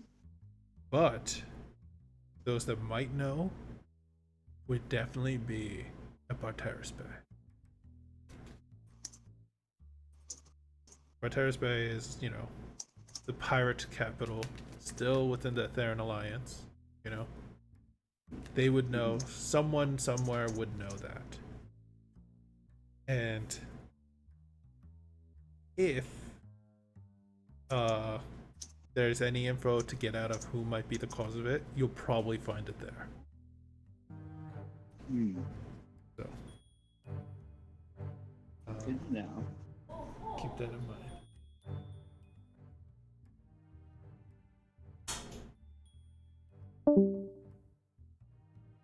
I click on one to start it up, and I suddenly go, "No, that's completely wrong theme." Okay. Yeah, that's why you need to like listen and learn it, and then like so you know what to use when. Like, it's I think this is a good one for the creepy murder mystery in a bar, but got it. But yeah, I'm gonna go get myself a drink now, and I'll be right back. I know it's a Yeah, it's slow like somebody- start, but I did that on purpose because I didn't want to be like, here's a mystery. I wanted you guys to be like, oh, we're these people, and now here's a mystery. Yeah, I think it's better to let us RP first a little bit. Yeah, yeah, because I've been in the few first campaigns where it's just like first session, it's like, boom, you're doing something, and I'm like, I don't know these people. I assume that we knew each other like a little bit before. No, like, no, that's why. We've been traveling for a couple of days. No, or you've been hours. traveling for a day before the campfire session happened. So Okay, like, then a day. yeah. So at least you just met. You probably knew Amos for a few days now. You know, some That well, bitch. I'm kidding. some of the others definitely knew each other a little longer. Like Clover and Velsira, I think, have known each other close to a month now. While the rest of, you know, Amos and not Amos, Zubrik and Tingle, I have no idea how long, but it doesn't matter. You know. Yeah, because I'll be right back. Bloodbeard would have known Emilio for a minute since they have that history of being pains in each other's asses, I guess. Yeah. You're so hard to hear, Ian. Can you say something?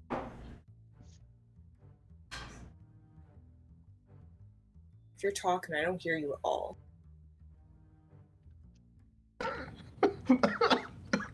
Is he talking? I can't hear him either. Oh no! Oh my god!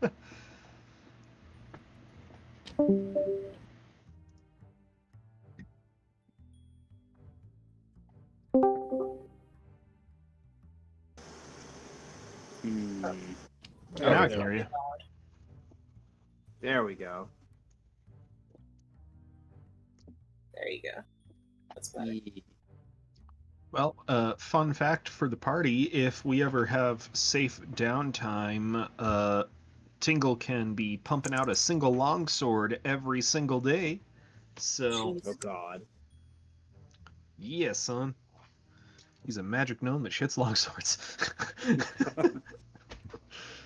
I don't know what Val's fighting style is yet, but I just at a glance, I don't think any of us are strength based. Yeah. I will be getting strength later on. Nice. Well, until then, that means that on downtime, we can have a little bit of income.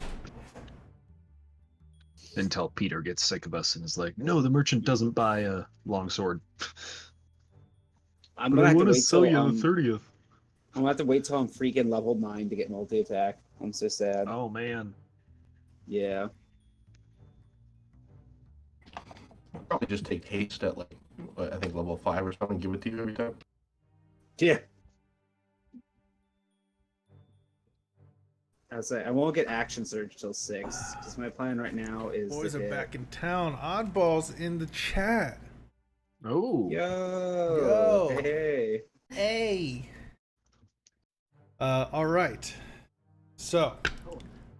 Since everyone's back, I figured I'd also show this guy how finished up miniature on the. Sorry, we are back. There you go. You can show it off.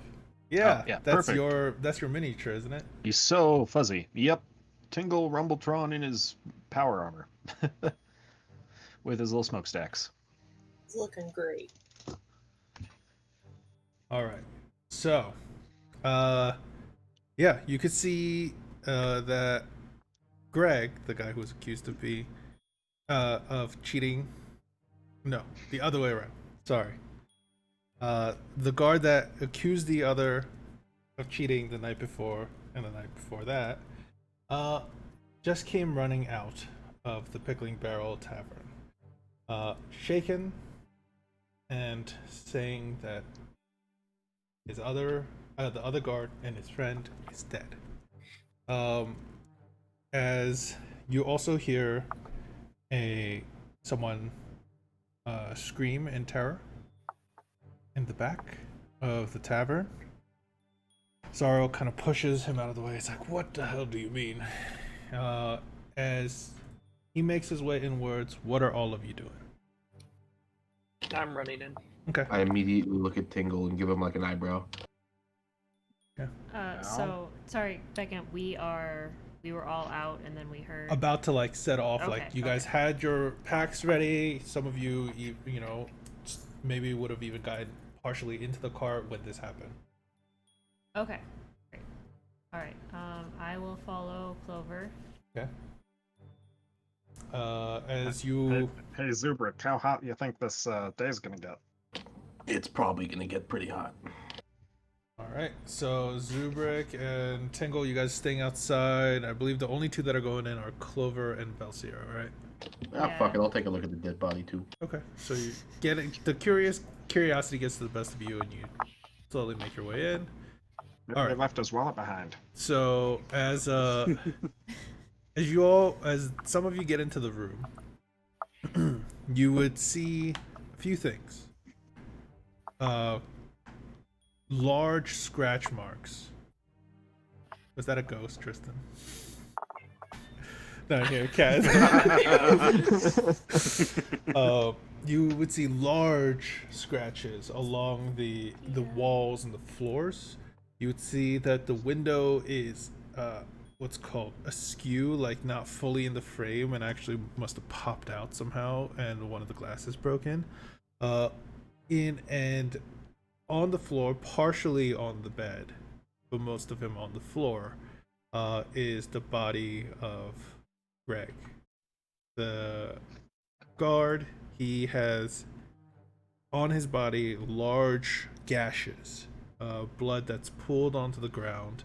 And one thing you all would notice is that he's missing his eyes. Given my knowledge of creatures, monsters, does this appear to be something that a monster or creature could have done, or does it like person? That's more of a. Ooh. Give me an investigation check on that. The gashes, if it was a person, they were really messy. Okay. But I think it's very detailed. yeah. So whatever did the gashes and whatever did the eyes either are separate, or they are of a creature or a person that can do like be reckless and be very meticulous at the same time. Relatable. Okay, so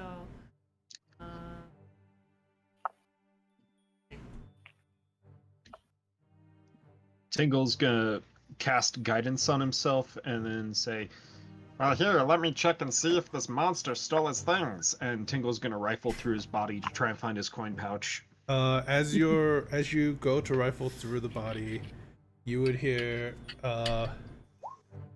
what's called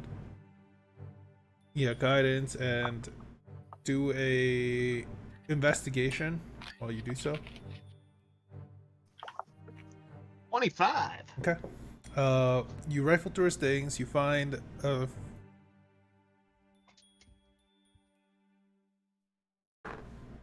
find 7 gold pieces and 3 silver pieces on him.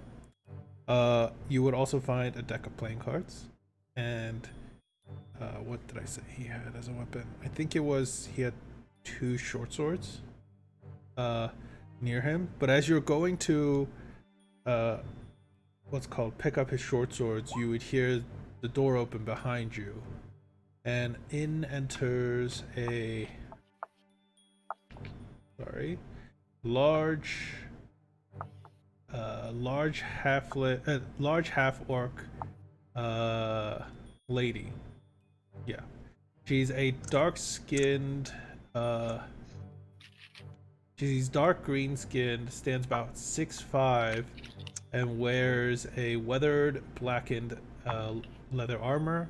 Her graying hair is kept up in a ponytail, and her face possesses mild wrinkles with a permanent scowl on it.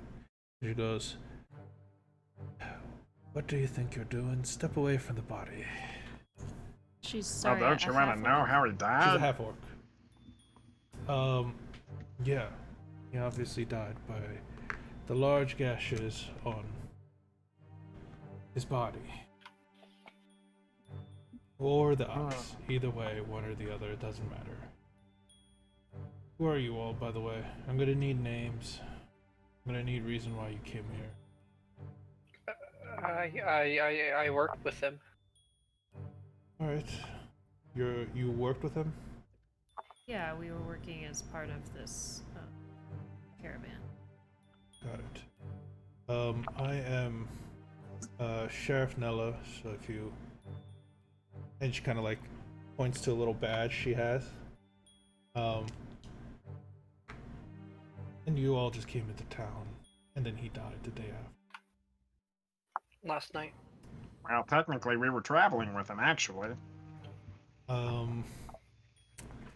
And when this is happening, so this is Zubrick, Clover, and Valsira in there, right? So And And Tingle. and Tingle. Okay. So for Emilio and Amos, Bloodbeard, while you guys are outside waiting for this to happen, coming past you, like making his way kind of around the carts and past you, is this. Let me get a description. There we go. Is a half elf, male half elf. He's modest build and height, and wears relatively professional attire. His golden hair is drawn into a tight ponytail with a cross scrunchie, and he is also wearing thick spectacles that magnify his hazel eyes quite a bit. He seems to be sick as he's kind of coughing into his sleeve as he's like making his way past you, and he goes, "Excuse me." As he makes his way past you, you can kind of vaguely hear him thinking, or what's called ordering some stew. Sybil, the cook of the tavern, asks if he's feeling any better. He says, "No, I don't think I can open up the store today." Either. As he, once he gets his food, they actually pack it for him, and he takes it away. He kind of nods along.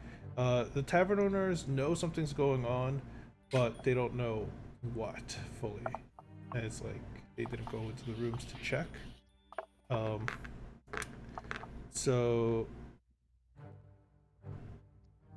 Yeah. You guys would have seen that. Amos and Emilio. The rest of you who are in there, in the room, Sheriff Nella does a quick inspection as she's looking around. She looks out the window and leans out. All right. I'm gonna need to question you all of you. Everyone that was here. What happened last night? And anyone had a beef with them? All that. All right. So I want to know simple answers from you all. Like we don't have to roleplay this part because it would get dragged out and long otherwise. So one thing you would ask is, did he owe anyone any money from what you can tell? Well, he kept cheating his friend. I don't know why he did that, but he did. Alright. Did he... By the way, she would also come out here and talk to the rest of you too. So like Amelia and Amos, you would all be involved in this. And same with Særald. And she goes, alright, how long have most of you known him? Just a couple of days. Just a couple of days? Maybe a week. Yeah. Okay. And, did any of you hear anything last night? Anything odd? I know the storm was quite loud, but anything would help. And at this point, I need... You guys can give me a disadvantage perception check to see if you heard anything the night before you went to sleep. Or during your sleep, or whatnot. As Tingle starts thinking, he casts guidance, and a little scroll with tips to remember your repressed memories pops out, and he starts reading over and thinking about it. Okay. So that would be a 7. I don't know why I didn't do disadvantage when I rolled it the first time. Guidance. Okay. And 7. Perception. 21. 11. 11. Okay, so Val and Emilio would... Okay, so both Val and Emilio, both of you. Emilio, you woke up during the middle of the night to get yourself like a glass of water or something. Val, something loud just kind of woke you up during the middle of the night for this. What you both heard was it almost sounded like someone dropping a glass and it shattering. Okay. Like in the kitchen or the bar area? For you, it was hard to tell, Okay, Val. fair enough. Emilio, you were in the kitchen. The sound did not come from the kitchen, but if anything, you might have thought someone dropped a glass of water in the room. Oh well. Like, it's not that hard of a thing to imagine, you know? Because there was no other sounds otherwise. So, yeah. So, anyone? Nothing. I heard someone break a glass last night, but that was about it. All right. Yeah, I heard that too, but I don't know when or why. All right. Great. Fantastic.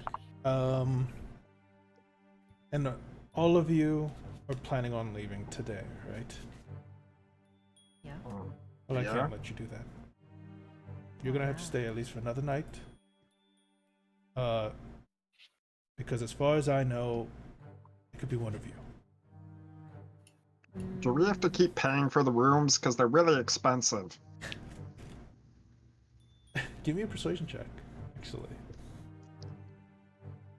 And Tingle add guidance to that. Sure. Yay! Persuasion with a -1. You could talk to what's called the owners of this place, but you want to stay elsewhere, be my guest, but you're not leaving town. Okay. If you do, I'll make sure I send out some, word. Hopefully have you more questioned on it later, but yeah. Don't leave town. We have to figure this out. As far as I know, it could have been any of you. As she Oh, hey, maybe the rooms will be cheaper because there was a murder here. It's always good to look on the bright side. Well, okay, I can say Clover and I can serve as each other's alibis. We shared a room. I don't remember Clover leaving. And Clover, do you remember me leaving the room? Nope. Okay. Anyone else?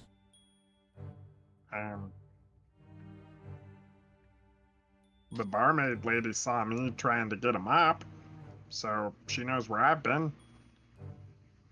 Got it. And as you guys give your alibis, eventually, things, the questioning fades less away from you, but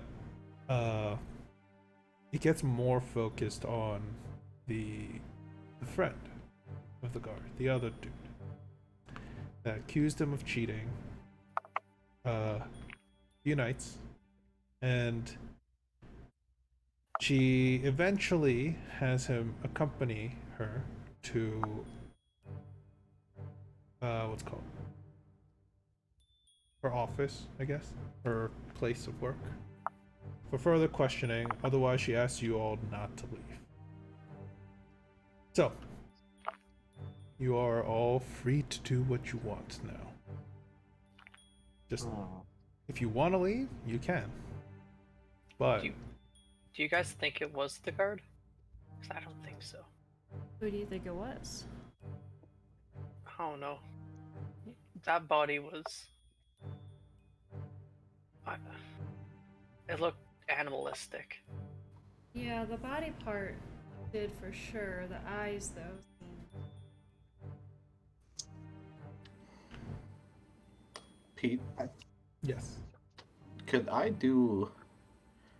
Because I figure this. I don't figure this is an animal. Could I do like a religion check to see if there's any sort of like weird demon or some shit that would Culty do something like this? nonsense to do with this? Yeah. Okay. Oh, like yeah. ritualistic stuff. Yeah. Yeah, that kind of thing. Got it. Give me an investigation. She doesn't have a lot of there's no real town guard. This is a very small village.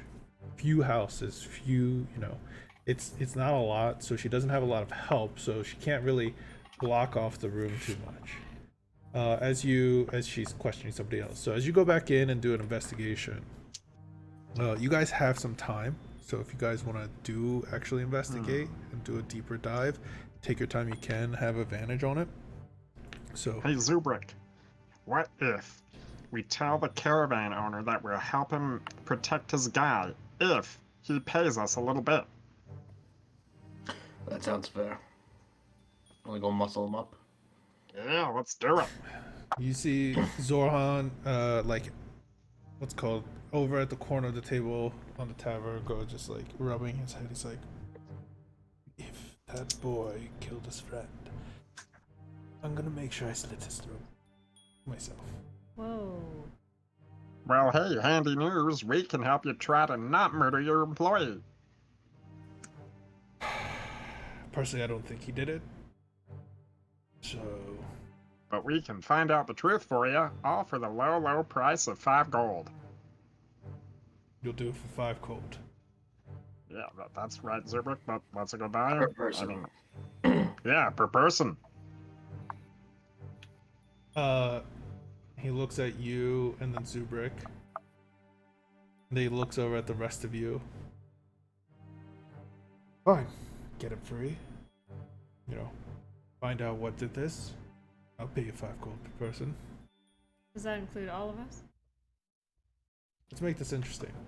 Pay 20 gold per person. But it seems like you all kind of your own little deals. You figure it out. Whoever figures it out first saves my guy from being locked up in this backwater town, then sure. So it's a Alrighty, competition. that's a deal. I really know about that. Oh my god. Hey, can anyone quickly show me your hands? Why? Just making sure that none of us did it. Oh, good idea. Do any of us have Like bloodstains. blood underneath our Fingernails? fingertips? Oh, Yeah, fingernails. that's a good check. No. Okay, we're all good. Okay, or we're all very good at washing. We're all good at hygiene.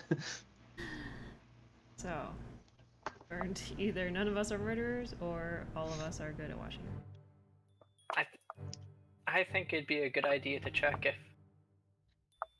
if the perpetrator came through the window or the door. Okay, that's a good idea. Because Well, if it came through the door, then might be someone in here. Okay, I will check the window for signs of forced entry. Okay. Give me And investigation. Tingle will check the door. Okay. I will assist with the window. Okay. By the way, Zubrik, the ritual thing you had advantage on. Oh, sorry. Okay, Yeah. I'll roll for that right now. Is that still investigation? Yeah, it's still investigation, so you had 1 roll already. Okay, Oh, okay. cool. Yeah, natural 20. So first, I'll go down the list. Zubrik first, Val, and Tingle. So Zubrik, as you go towards the body and you inspect it, you notice that the eyes being taken, yeah, very detailed work. You know, they made sure whoever did this made sure they didn't ruin the eyes. You know, it wasn't just like a stabbing and then pull the eye out of the socket nonsense. It was definitely detailed. And as you look around, you also realize 3 of his fingernails are missing. And his tongue also is missing. Gross. You're not sure if the fingernails are on purpose, but definitely his tongue is an odd addition to all this. Some sort of gathering of pieces must be needed. So whoever did this specifically needed some parts. Okay.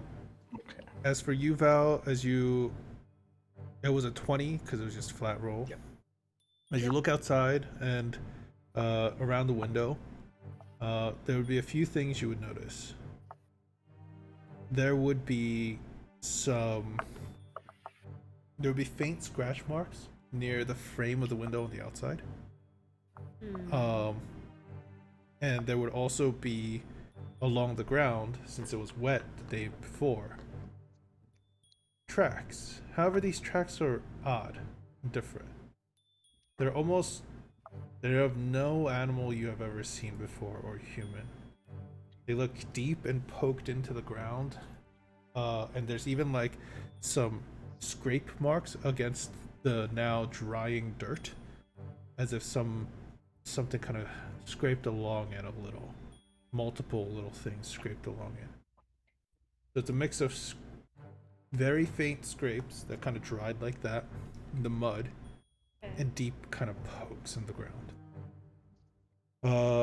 Tingle, you would notice along the door, you rolled a 23, right? You would notice along the door, no forced entry whatsoever. However, what you would notice is that there was mud tracked into here as well, into the room. Not from the outside, not from like the doorway, but from the window. Did it pass through the doorway or just like go up to the doorway? No, it seemed like it just came up to the doorway, if anything. Whoever was here, and it looks like whoever came to the door must have stood there for a little bit, you know, at least just kind of took their time, because you see whatever clumps of mud that was clinging to this thing must have dropped and fell in little clumps around the area more. Well, I can say with certainty that whatever did this cannot open doors. Why do you say that? Because it did not open this door. And by the way, I meant that on the inside of the room. So something came through the window, came up to the door, must have just stayed there. There aren't even scratch marks along the door. Okay. Hey, Zubrik, do you know of anything that's, like, warded by doors? Vampires. It's true, they need to be invited, okay? Certain fake creatures. Certain adventures. Decent people. Diesel people? Decent. Oh. Decent. I thought you meant like super jacked people. Diesel people. Well, so whatever did this was either some terrible monstrosity or a regular person. Wow, we're really getting I think that somewhere. narrows it down quite well. Full circle. So, yeah, so it's nothing that's just kind of bad. Pretty much. Okay, I guess it does narrow it down some. Did anyone know where the other guards stayed last night? Didn't he get a separate room? It was 2 rooms Yeah. over. Okay, I think we should check that room out, because if there's nothing in there saying that he left, Now that's true. he's not. He seems okay. And if he can open doors, we know he's innocent. I think I've seen him open doors before. Maybe he asked somebody else. Oh, Maybe his friend opened the door and he killed him to you're cover it right. up. You're right. It could be. We should check the other room though. Okay. Okay. You guys check the other room? Yeah. Okay. I want to know who's checking the other room. Well, I can. I've So got will I. keen eyes and a magnifying glass. I don't. Okay, give me an investigation check for the both of you. Guardians. 13 and 24. Nothing too much of interest in this room. You find that, because he packed his stuff up before before you guys were just about to leave. There isn't anything odd, like someone exiting through his window or entering through his window.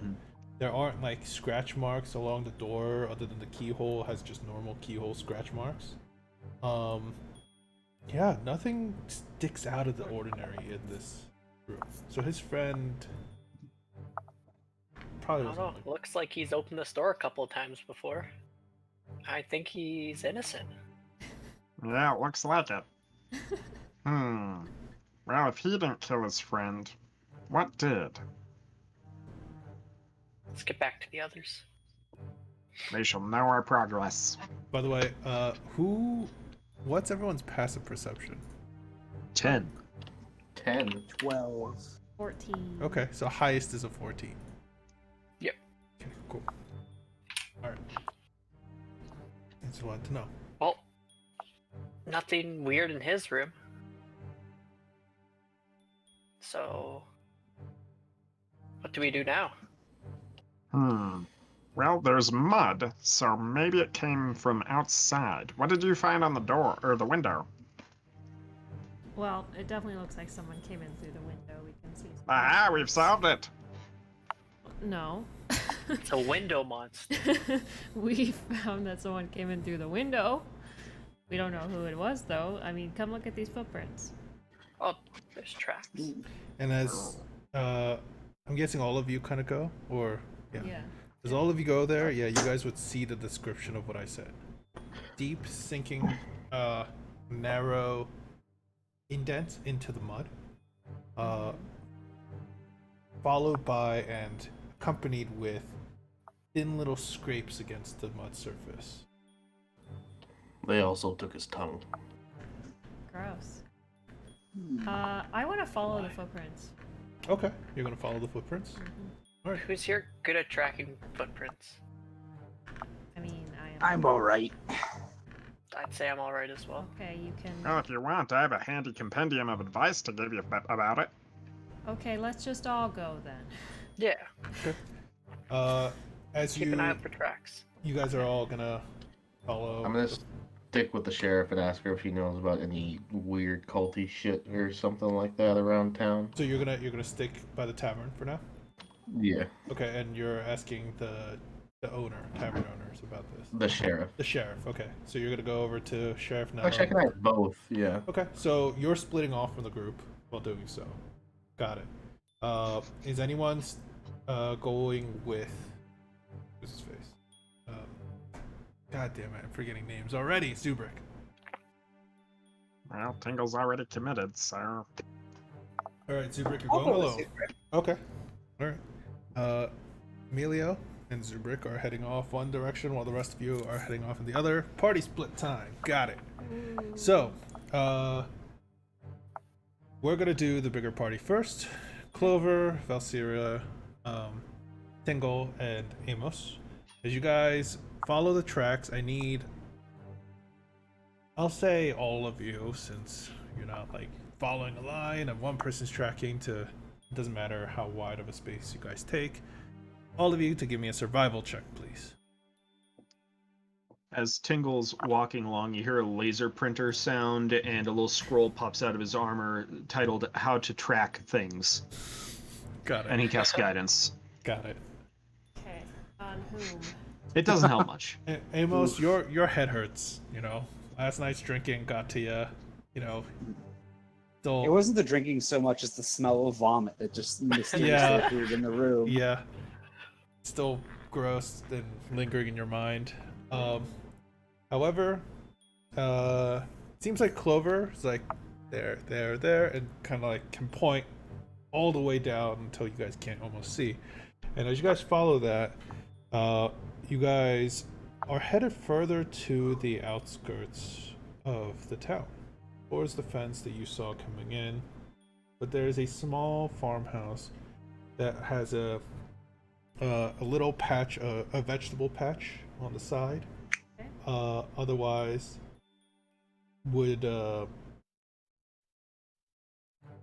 Otherwise, the house seems, somebody looks like they're living there, but there isn't any movement in the house as you approach the property. Do the tracks lead to the front door? To the No, back?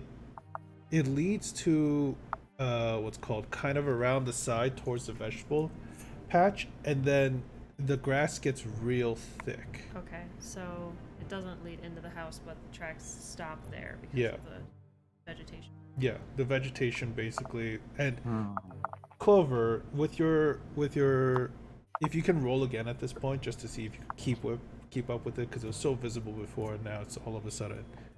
Hey, Clover, maybe you can read this a little easier. And Tingle hands you the scroll of tracking things. Got it.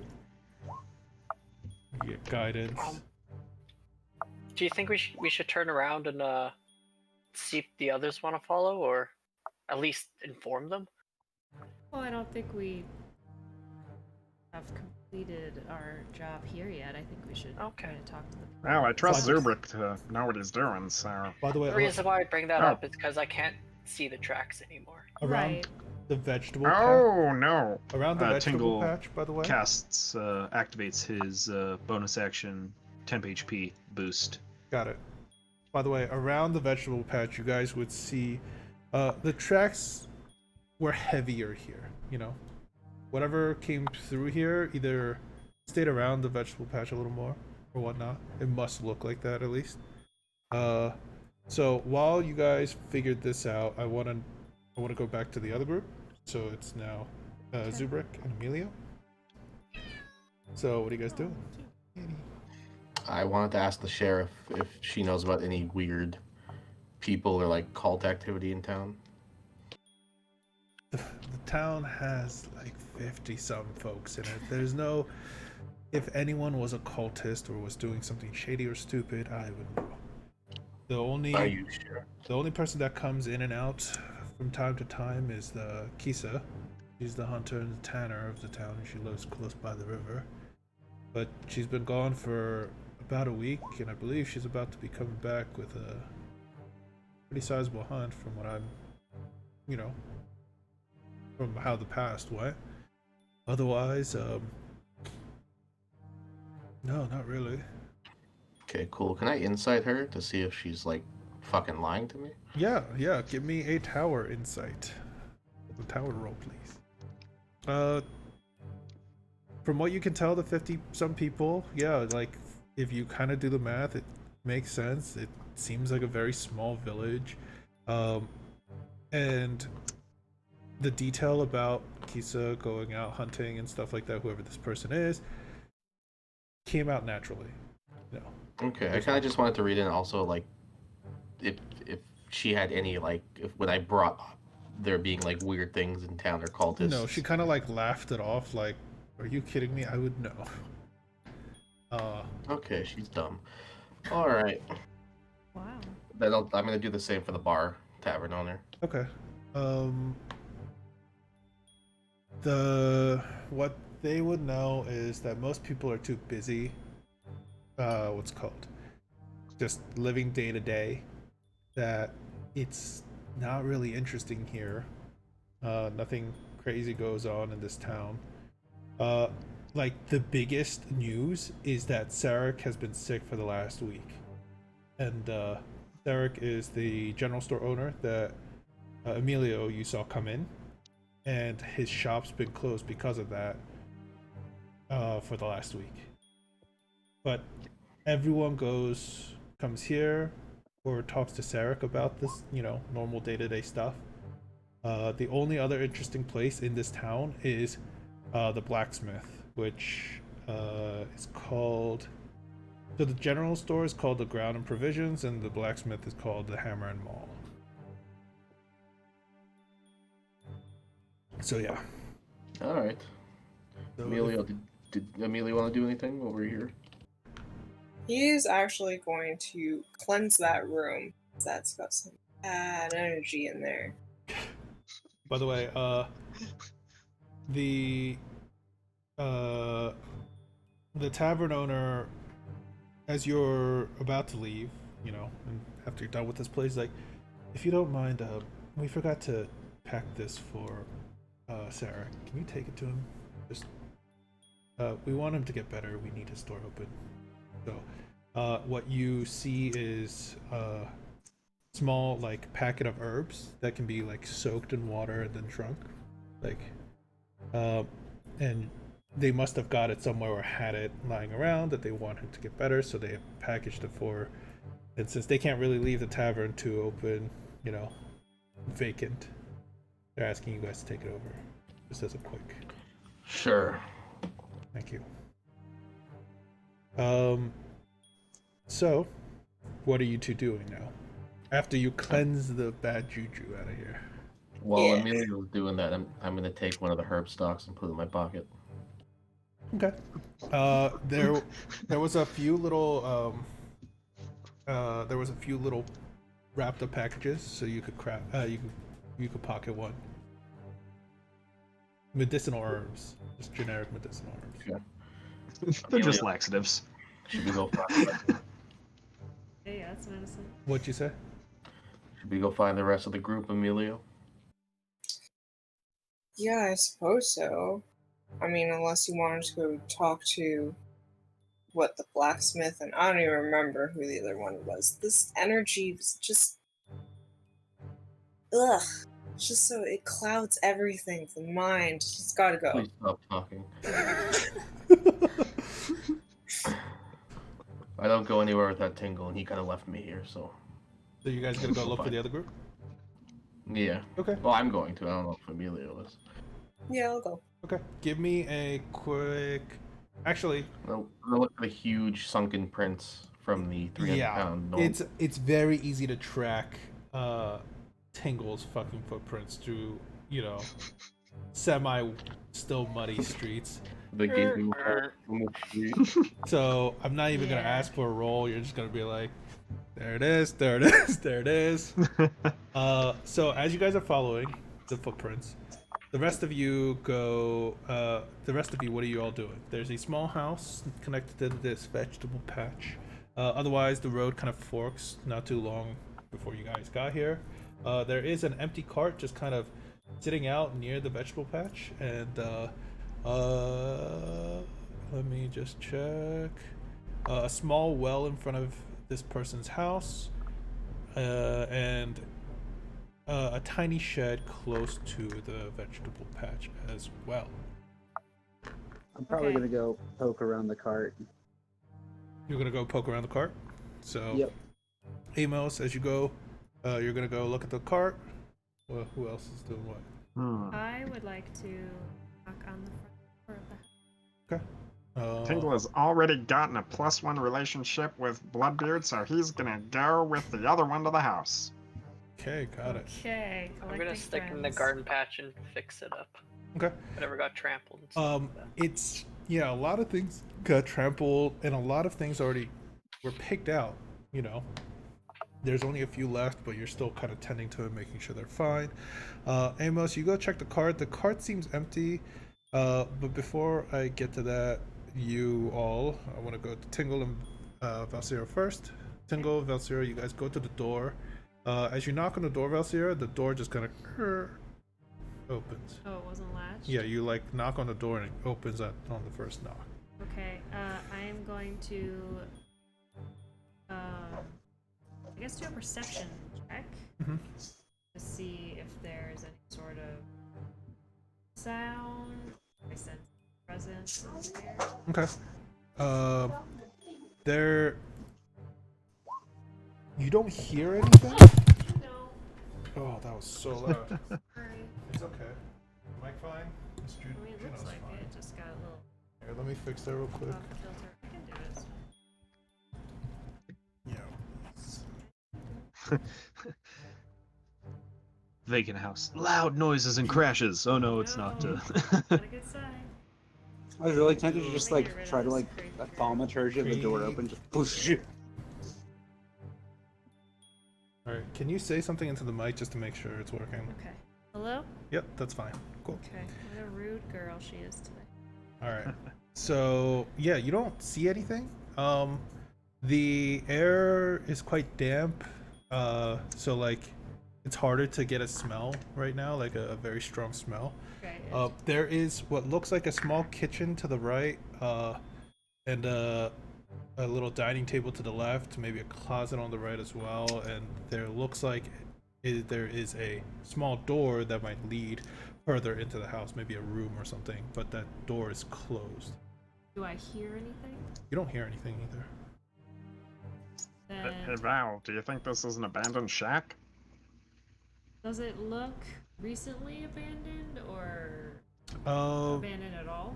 I'm guessing you guys like stepped into it.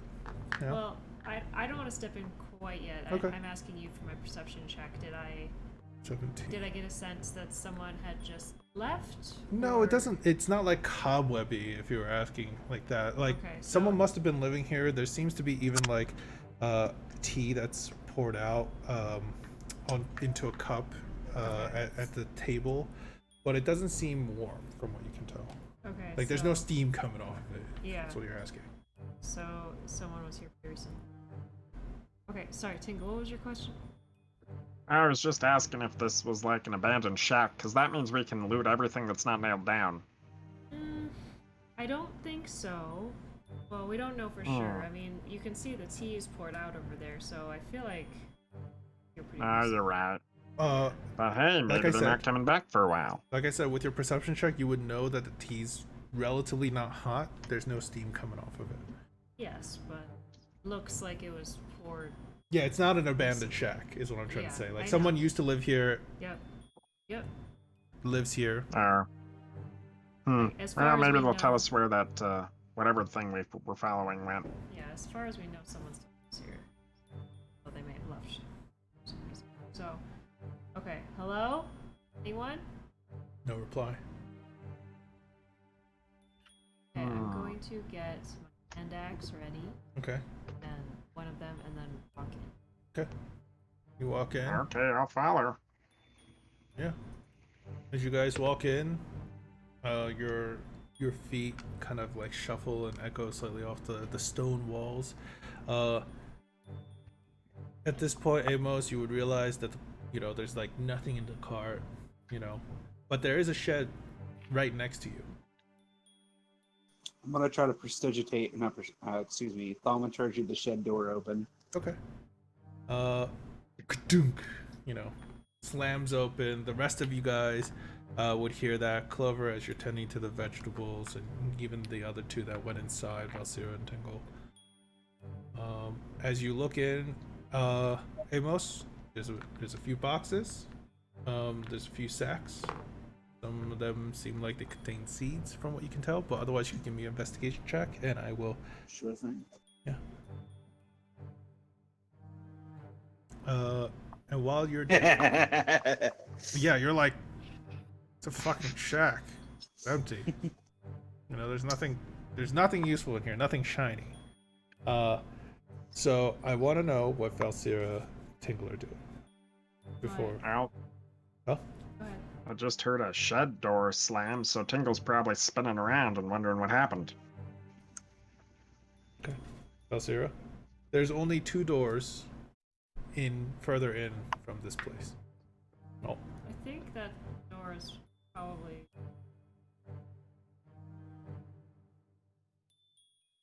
Oh, that makes sense. I feel like that Bloodbeard guy would like start shouting and be crazy if combat started, so I guess nothing happened. Yeah. You're his friend, so. Aha! Well, Let's look around. All right. So as you're let me give you some help. Tingle casts guidance once again and just hands Val a scroll saying, "So you found an abandoned house." what to do? Thank you. All right. So Investigation. yeah. Actually, a perception. Investigation's fine. No, I'll do a perception. No, it's fine. Investigation is fine. Because you won't have to make a check for this. Oh. And you'll see why. Okay.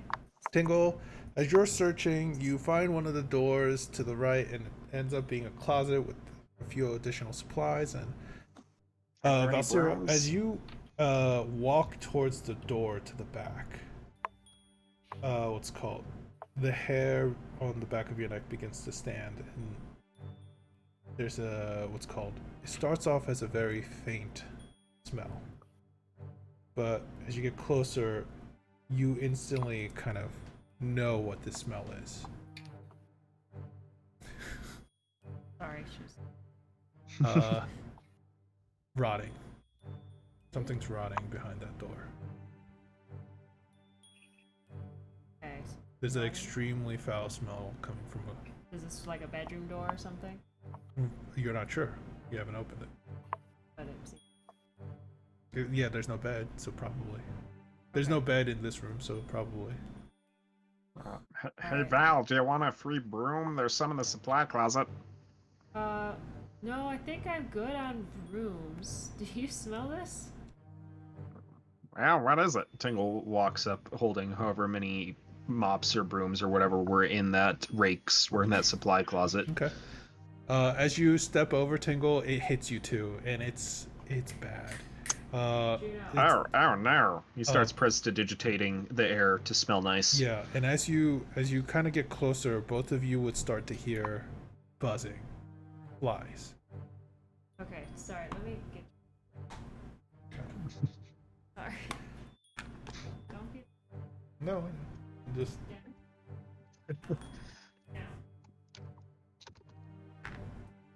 It's funny because Juno doesn't listen to Gia, like, much. But Juno No. definitely listens to me, because I'm a lot stricter with her. It's true.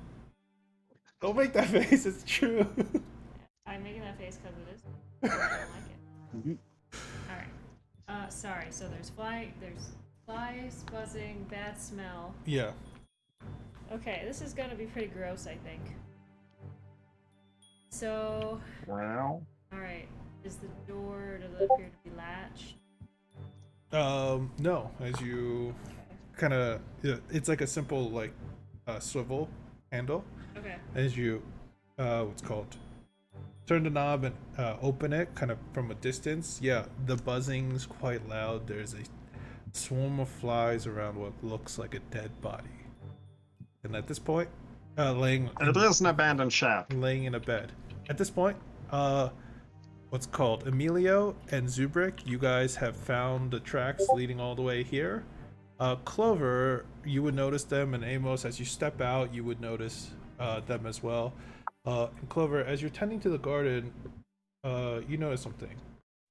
One of the tracks, you're not sure how many tracks there were, because you're not sure what you were following.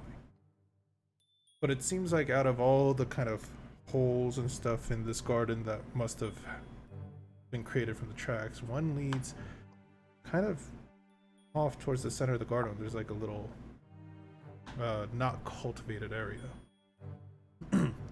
As you look up where it is, there is a what's called old spindly scarecrow just kind of hung there, looking away, into the distance. There's a crow on it that kind of swivels its head, looks at you, and caws. As you look at as you say hello, the neck of the scarecrow turns all the way around, and as its maw opens, literally its like jaw almost unhinges and opens. It lets out this terrifying screech, and I need everyone. Give me a second. To roll initiative. It's a bird? Nope, it's the scarecrow. Scarecrow screeching? Oh man. Wait, give me a second. Initiative, there we go. It's fine, it rolled. Initiative, doot. Wait, did that not work? Uh-oh. Oh no! Oh no, it reset everyone. Can you guys roll initiative again? Oh man. Yay! Even my old. A good one. No, I'm just gonna be fair and say roll again. Chances are all the same, no matter what. Heyo! Did everyone roll really bad? I don't know. Oh, it's even better. Except Amelia rolled worse. Okay. I rolled a 3. Okay. But otherwise. Don't worry, I rolled a 3 too. All right. So, yeah. Give me a second as I fumble with this a little bit and start this combat. So, this is the first combat of the new campaign. Yay. Yeah. Give me 1 second as I figure this out. There we go. And there we go. Let's see. Always whisper, auto roll, got it. Cool. Done. Alright. So, Robert, while you work on the music, we're gonna Combat playing right now. move on to turn 1. First turn. It is the scarecrow, and actually I think you need to reorganize, Pete, because Oh, I got is it not? 22. yeah, I see it. Yeah. Descending. Yep, it is. Ooh, I like the little circle. That's Actually, very cool. it is the surprise round from the scarecrow to Clover, so we're gonna Okay. surprise, surprise, surprise, surprise. I know there's no surprise round. You guys are all surprise condition. Bah, got it. Yeah. Give me a second. There we go.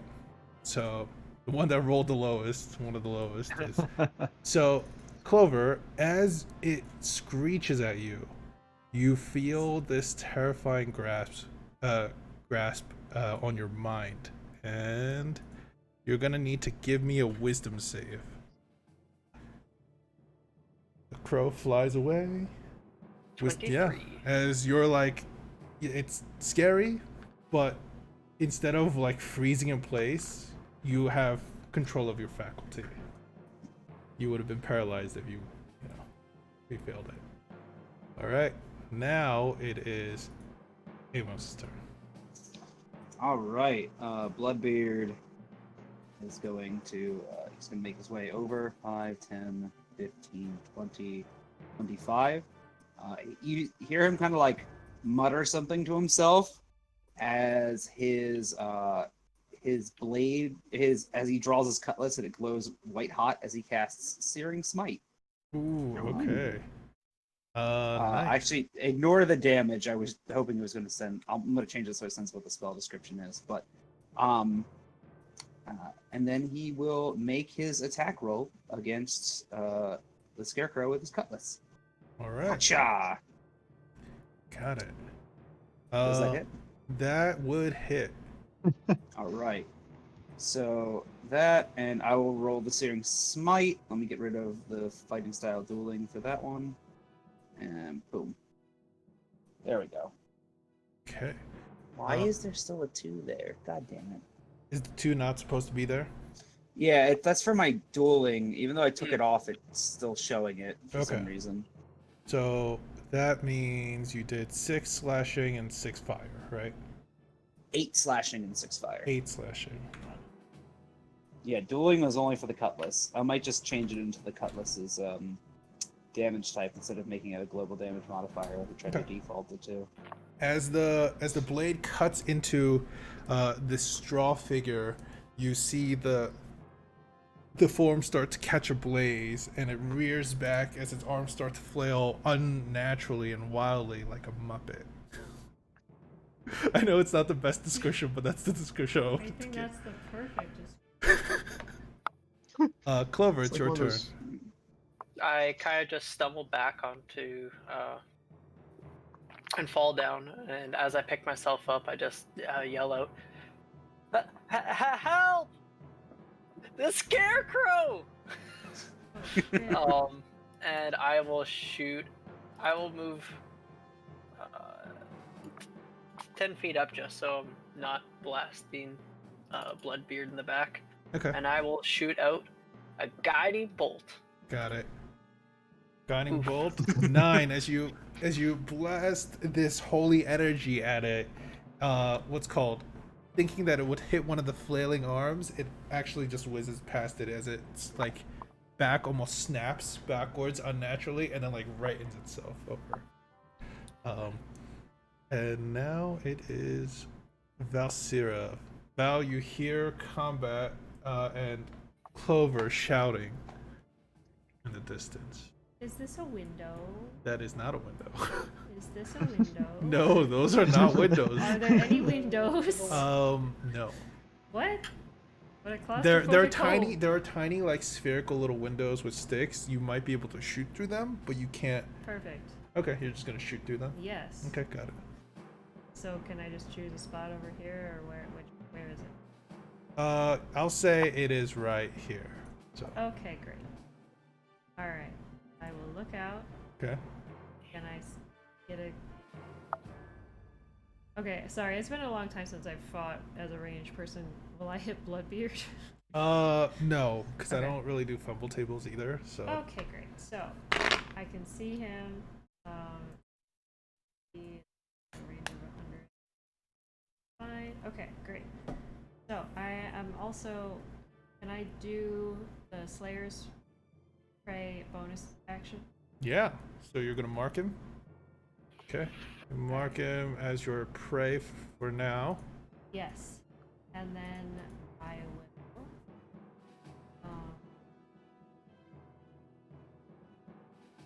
I'll shoot with my crossbow. There you go. Nice. So that hit, Yes, it hits. okay. Okay. Oh man. Okay.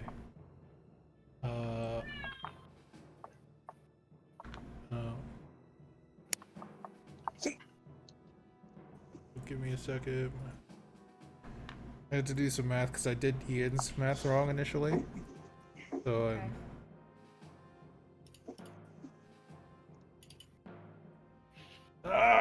Why can't I do this math? It's such easy math, and I can't do it. It's the hardest. Okay, there we go. -5 + 4, so it's actually, there we go. Cool. All right, yeah. As your crossbow thuds into it and kind of like pierces through it, it doesn't seem to be doing a ton of damage. Same with your physical strike.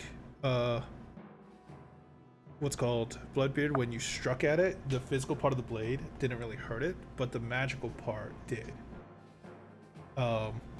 So it hurts it, but still not as much.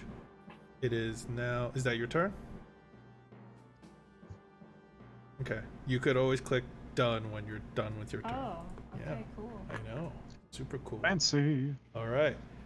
Seeing that it's this one's turn, it's going to go 5, 10, 15, 20, 25. I believe they have movement speed of 30. Yep. And it is going to claw at you, Amos. And 2 claws attacks, an 8 to hit you and a 17 to hit you.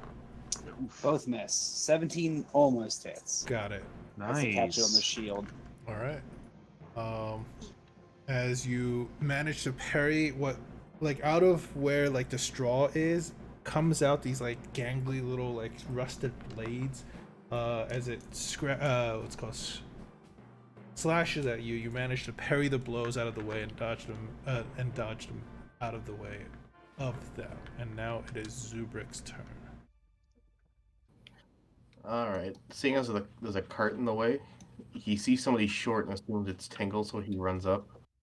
Okay. He gets about there, realizes it's not Tingle. He's like, oh, alright. And he sees these scarecrow things attacking the guy he wants to hire. And he's gonna firebolt one of them. The one closest to him. Got it. Okay. 2. There are 2.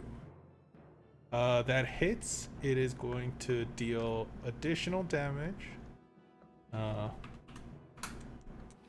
As the fire catches parts of the straw on fire, it kind of flails around, almost mimicking what it might feel like it would be in pain. And now it is this one's turn. I know it took you to nowhere, but here's why. Oh no. There's more. Oh no. As Oh, no. this one is gonna go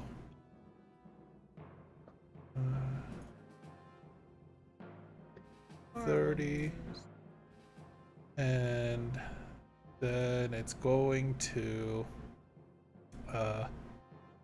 look at you, Zubrik. I think you're in range. Nope, you're not. It's going to. Actually, it's just gonna dash over to here. That's all it's gonna do. Tangle, it is your turn. All right, here I go. The music is like super soft, so I'm increasing it a little. Oh, sorry. It's all good. Alrighty.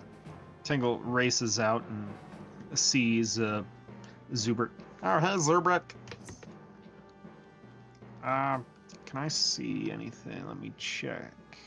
Ruler. It would have like 3/4. Can't see cover. them. Can't see them either. Yeah, you would. You So- might barely, but not enough. Like they might have. Yeah, no, I 3/4 can't. cover if it's range. So Tingle's gonna dash. Okay. Zubrik, look how helpful I am. Okay. Rush up. Now it is this one's turn.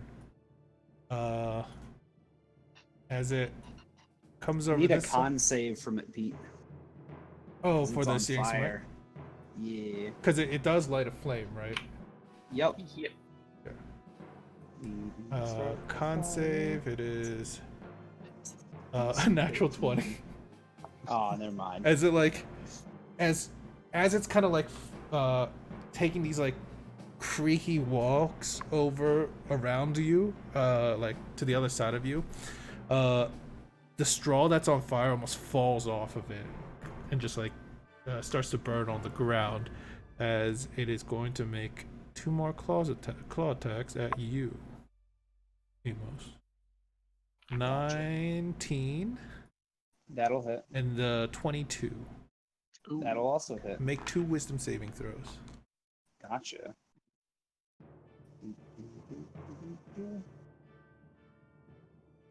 Oof. Okay, you are now frightened until the end of the Scarecrow's next turn. Gotcha. So I believe frightened is the screamy one. There we go. And you also take 9 points of slashing and 5 points of slashing damage. Okay. Emilio, It's 14. it is now your turn. He is going to first bonus action and cast Shillelagh on his quarterstaff. Okay. And then second, he's going to cast Fairy Fire on the space that Amos is currently occupying. Actually, maybe just to the left of it. Okay, wait. How far can you cast Fairy Fire, first of all? I just want to know. 60 feet. Actually, it might only be able to reach Amos. No, it has a cube effect. So, right? A 10-foot cube? No, I can reach it. Yeah, I can reach a spot next to Amos. right here. To the left. Oh, to the left? Right where my arrow is. I can't see your There you arrow go. for some. That one right Yeah. here? Okay. Yes. So you're gonna cast it there. And so Amos and the 2 scarecrows have to make a dex save. Yep. Nice. So Scarecrow, give me a second. If it's a 20-foot cube, that's Clover and the other Scarecrow too. I think it's a 10-foot cube, not a 20. It's a 20-foot cube. No, 10-foot that's not radius. radius. It's 20-foot cube means from center, so it's 10-foot my bad. radius. I missed the radius. Yeah. The lack of radius. Yeah. So, group save, and I'll roll that. What's your DC? My DC? Yeah, what's your DC? It is 12. 12.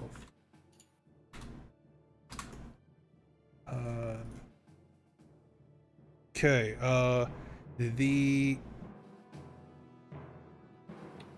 The one at the bottom fails. So this one fails, and is marked with. I'll just do this, as it's glowing, and it's lit up by fairy fire. It looks like starlight. Yeah. All right. I believe it's your turn. All right. Amos is going to use his cunning action to disengage. Okay. As he, oops, sorry. He's going to heroically run away. Are you doing flanking in this, Pete? Yeah. That's why they had advantage. Cool. All right. Amos is going to move 20 feet. He's going to try and stab this guy in the back. Got This it. cutlass. Swing. Sneak attack, motherfucker! Hey. Nice. All right.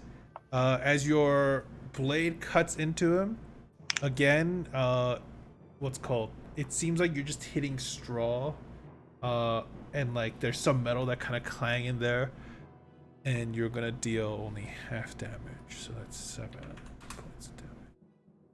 All right. And then that was 20 feet. Amos is be like, "Good luck, little one. Run away!" And he's gonna keep running. Got it. All right. And that is his turn. Boop. All right. Now it's Clover's turn. As a bonus action, Mhm. Clover is going to summon a spiritual weapon. Okay. It is going to. It's just gonna look like a giant clover, and it's just gonna like drop on them. Okay. Almost like a fan, you know, but Yeah. like a harder fan. Yeah. A harder fan. Ooh, 11 to hit. Which one? Ooh. The one in front of me. Okay. That's gonna hit. Oh wow. Nice. Yeah, their armor class is only 11. 10 points of force damage. A Jeez. force damage. All right. And as the clover comes back up off the scarecrow, I pull out my hatchet and just try to whack at it. Okay. 17 to hit. 7 slash. Nice. Okay. And your hatchet is non-magical, so. Okay. And That now would be my turn. it's Velsira's turn. Okay. I would like to declare these Scarecrow as my favorite foe. And as such, I will cast.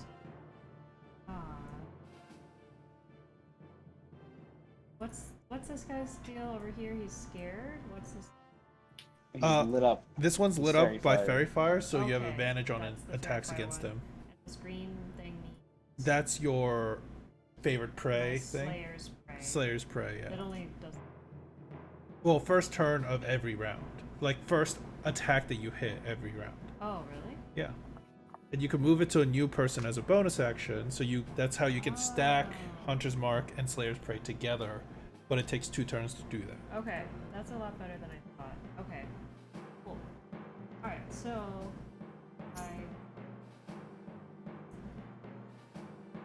I'll keep But Mark at this time. you but might want to speak up into the I mic. will not cast Hunter's Mark at this time, Okay. but I will continue to hit the green man. The one that you already had targeted before. Yes, Got it. correct. Make your attack. Okay. Hard because my monitors are right. All right. You reload your crossbow. Thunk, as flies and hits the target. It deals 2 points of damage. Oop. Oh. Oops, I right. said that wrong. Does anyone Magical know thing. what his HP was before? Because I fucked up. 2. No, it wasn't. 10. I'm gonna just set it to this. I know it wasn't, but then I'll just do it as a. There we go. Yeah, took 2 points of damage. All right. Is that your turn? You still have a bonus action of movement. That is my turn. Got it. Scarecrow's turn. Seeing that there's more on its way here. Gonna go. What's the closest? Oof. Ooh. Ooh, so many delicious targets. Alright. It's gonna go. Boop. Boop. Okay. And target Zubrick. It is actually going to try. Yeah, it's gonna claw you twice. 19 to hit and 5 to hit. Was the first one. Okay. 7 points of slashing damage, and you have to make a wisdom saving throw. Okay. You succeed. So you're not frightened. Now it is your turn, Zubrick. Alright. Seeing how that hurt a lot, Zubrick's gonna lift the cloth off of his lantern Okay. and begin to weave a spell from the gem in the center. He's gonna cast Mind Thrust on the thing that just attacked him, Okay. Ooh. and then make an intelligence saving throw. Got it. Int save. It's a 2. Alright, cool. He takes 6 points of psychic damage. Okay. But he can't take a reaction until the end of its next turn. Got it. And on his next turn, he has to choose between an action, bonus action, or movement. He can't Only do one. both. He Yeah. can't do any. And then yeah, he only gets one Okay, got that it. next turn.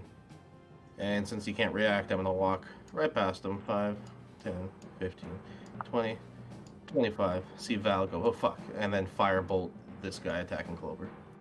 Wait, so that's 2. Oh, you're. No, that's still 2 spells. Cantrip and a level 2 spell, yes. I don't think you could do that. Mind Thrust is a bonus action. Firebolt's an action. Oh, okay. Okay, cool. I was gonna say, like, yeah, you can if one's a cantrip, yeah. Go ahead. Firebolt is a cantrip. 16. That hits. Do your damage. Nice. 4 points of damage. Ooh, it looks pretty hurt as most of its body is now kind of a flame and it's burning off. It's almost all that remains is almost like the what's called like the head area, and otherwise like the clothing that's kind of starting to still burn, and like the frame of it. And there's these like jagged metal, what's called like rusty nails that come out and attach to it, but that's it. Spindly frame. All right, and now is that your turn? Yep, that's everything I can do. Okay, you can end your turn. Oh yeah, I forgot there's a thing. Yeah, I'm gonna let you guys get used to It's it. so handy. All right. Clover, you're there. It's going to... Seeing that... Actually, yeah, it's gonna attack you, Clover. 2 slash attacks, 5 and a 16. I'm not rolling too well. 16 hits. 9 points of slashing damage, and please make me a wisdom save. Boop. 14. 14. You're good, and you just take the 9 points of slashing damage. Okay. Tingle, it is your turn. Alrighty. How beat up are these two? Wrong selection mode. How beat up are these two looking? The aura you see around them, the color tells you. Mm-hmm. So Oh, okay. the redder they are, the more hurt they are. I'm colorblind. Oh, Anyways, no, I okay, yeah. Well, I so know the some of guy us on the actually right are, so that's why. Let me know if there's a way I could change it to a better color. No, it's all good, man. Okay, so this guy on the right looks a little worse. Alrighty, so Tingle's gonna 5, 10, 10 feet only. Don't worry, Zubrick, I'm here now. Stay behind me.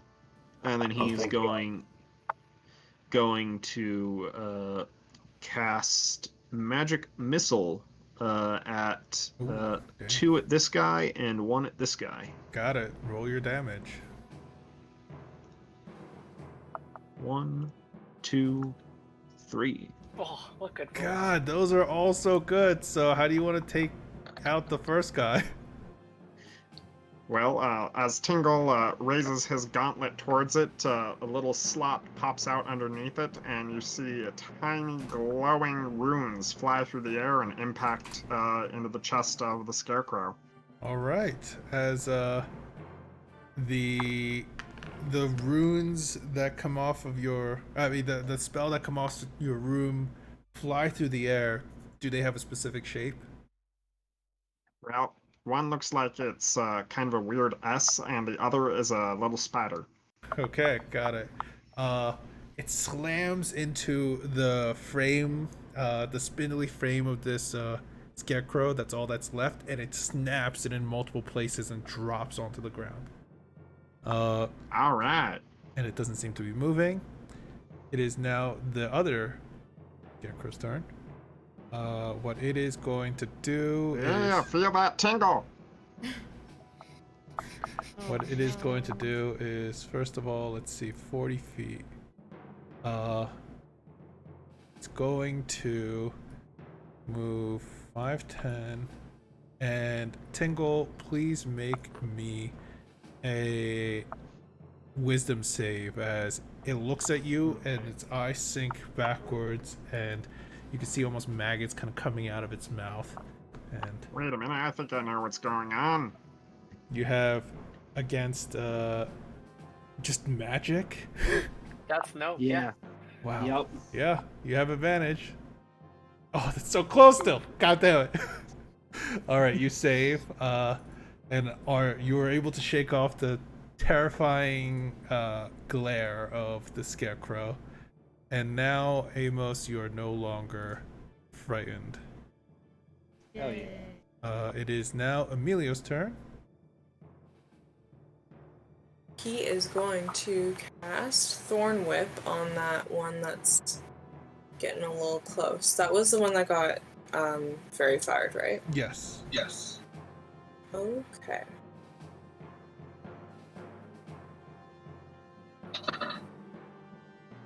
Okay. Okay. 60. All right. So you All right, draw so- your hand back. You could describe it if you want, but Yeah, it's like a very bright, shimmery, long light, and like little starlights along it. okay. So a spikier version of Wonder Woman's whip. No, it's more ethereal than a Okay. growth. And an ethereal version of Wonder Woman's whip. Fine. Well, like, it's because it's still like shimmering with light, right?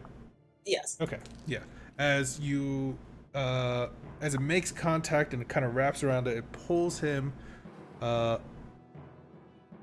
Actually, I'm gonna say it only pulls him one, as it 5 feet, because there's like that cart handle over it. That is fine. I don't want him close. So as it like topples over one of the handles from your force of pulling it, it's going to take 5 points of damage because it is magical still. And all right, it is. Is that your turn? Yeah. Okay. Oh, I need to click done. Thank you. Amos. Bloodbeard. All right. Bloodbeard going to take a deep breath. He's going to go 5, 10, 15. He's going to go try and slash this thing in the back. Have with his advantage. cutlass. Yep. Swing. Ooh. Damn. No. He is then going to cunning action disengage. Okay. 5, 10, 15. He just pulls off just up against the wall, like next to Tingle. Okay. He's like, "You're on your own, Emilio." As you dart forward, you go to jab, but the iron nails of it kind of catch your blade, and so you dart back away from it. Now it is Clover's turn. It is my turn, and I am going to use 15 feet of my movement to just put myself between the scarecrow and the rest of the group. Okay. I put my hand on my holy symbol and I say, it's Lyra and Telos, right? It is. Are you talking about the gods? Yes. Liara and Liara. Telos is the god, Liara and god of Telos. birth. Yeah. You hear me mumble some words, but the two words that pick up is Liara and Telos. And as I look to Bloodbeard, you heal 6 points of health as I'm using my channel divinity. All right. Fancy. And then for my bonus action, the clover is going to come over on top of the scarecrow and drop again. Yeah. I will create. If you keep using that, I'll try to create Oof. 8. a little spiritual weapon that you can control also. So, 8. That's my turn. Okay. And now it's Velsira. Okay. I am. I'm gonna cast Hunter's Mark on this guy. Okay. So. Yeah, I'm gonna shoot him. Okay. Cast Hunter's Mark as a bonus action. You fire. That hits, so it does both the Nice. Slayer's thing and Hunter's Mark.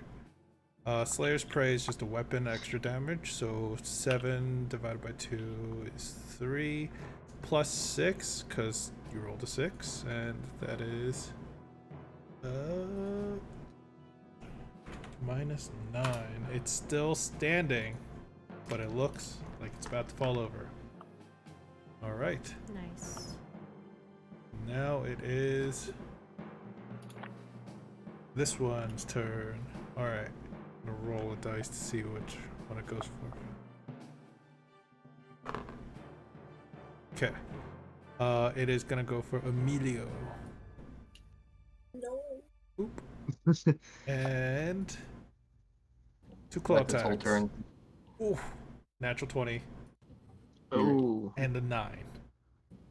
Pete, The 9 doesn't hit. That's its whole turn. It gets a movement action or bonus Oh, action. thank you And for reminding me. Thank you. That crit does not happen. Actually, I'm gonna go backwards then. I'm gonna do this. Single high five, Zubrick. Yeah, we're helpful. Actually, yeah, it would do that. It would just move up, and that would be its turn, because you did the psychic thing. Alright, Zubrick, it is your turn. Alright, I need to position this properly. So 5, 10, 15, 20, 25, 30. I think that. One sec, my map's glitching out.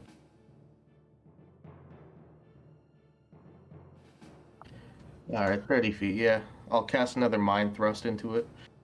To who? The one I just ran towards. Okay, got it. Another intelligence saving throw. Alright. Intelligence save. I It is I a reach t- out. They're the smartest. It's a 10, so I it reach out. fails. It fails. Okay, awesome. I reach out to my lantern again and I start pulling. You guys don't see it, but I start pulling something out of it and I launch towards it. It takes 10 points, Pete. Mm-hmm. And then I firebolt it. Okay, that hits it also. Nice. Ooh. Ooh. Alright, 9, so it does double damage, and 18. Takes 18 points of damage and it dies. By the way, you had advantage on the firebolt. How do you want to do that one?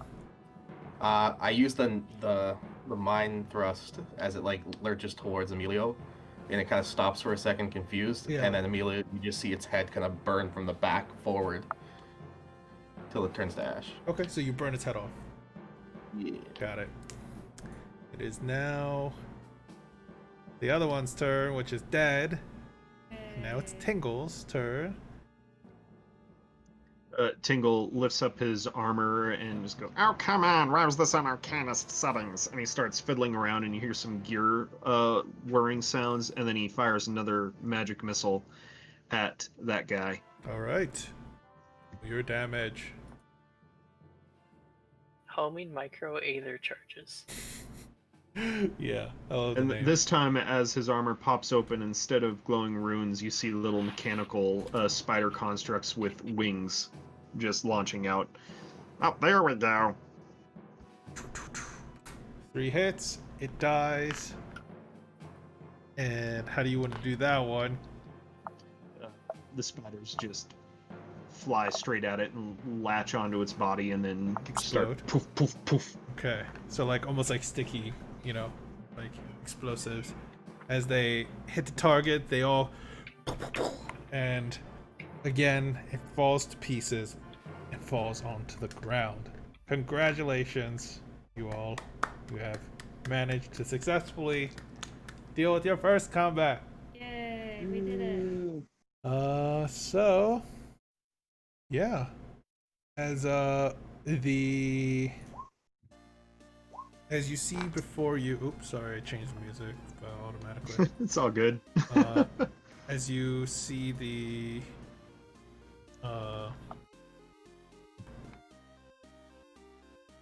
one second, I'm like dealing with a lot, trying to transition screens and stuff. There we go. All right. So as you see the scarecrows just all fall before you, you all are at the same place.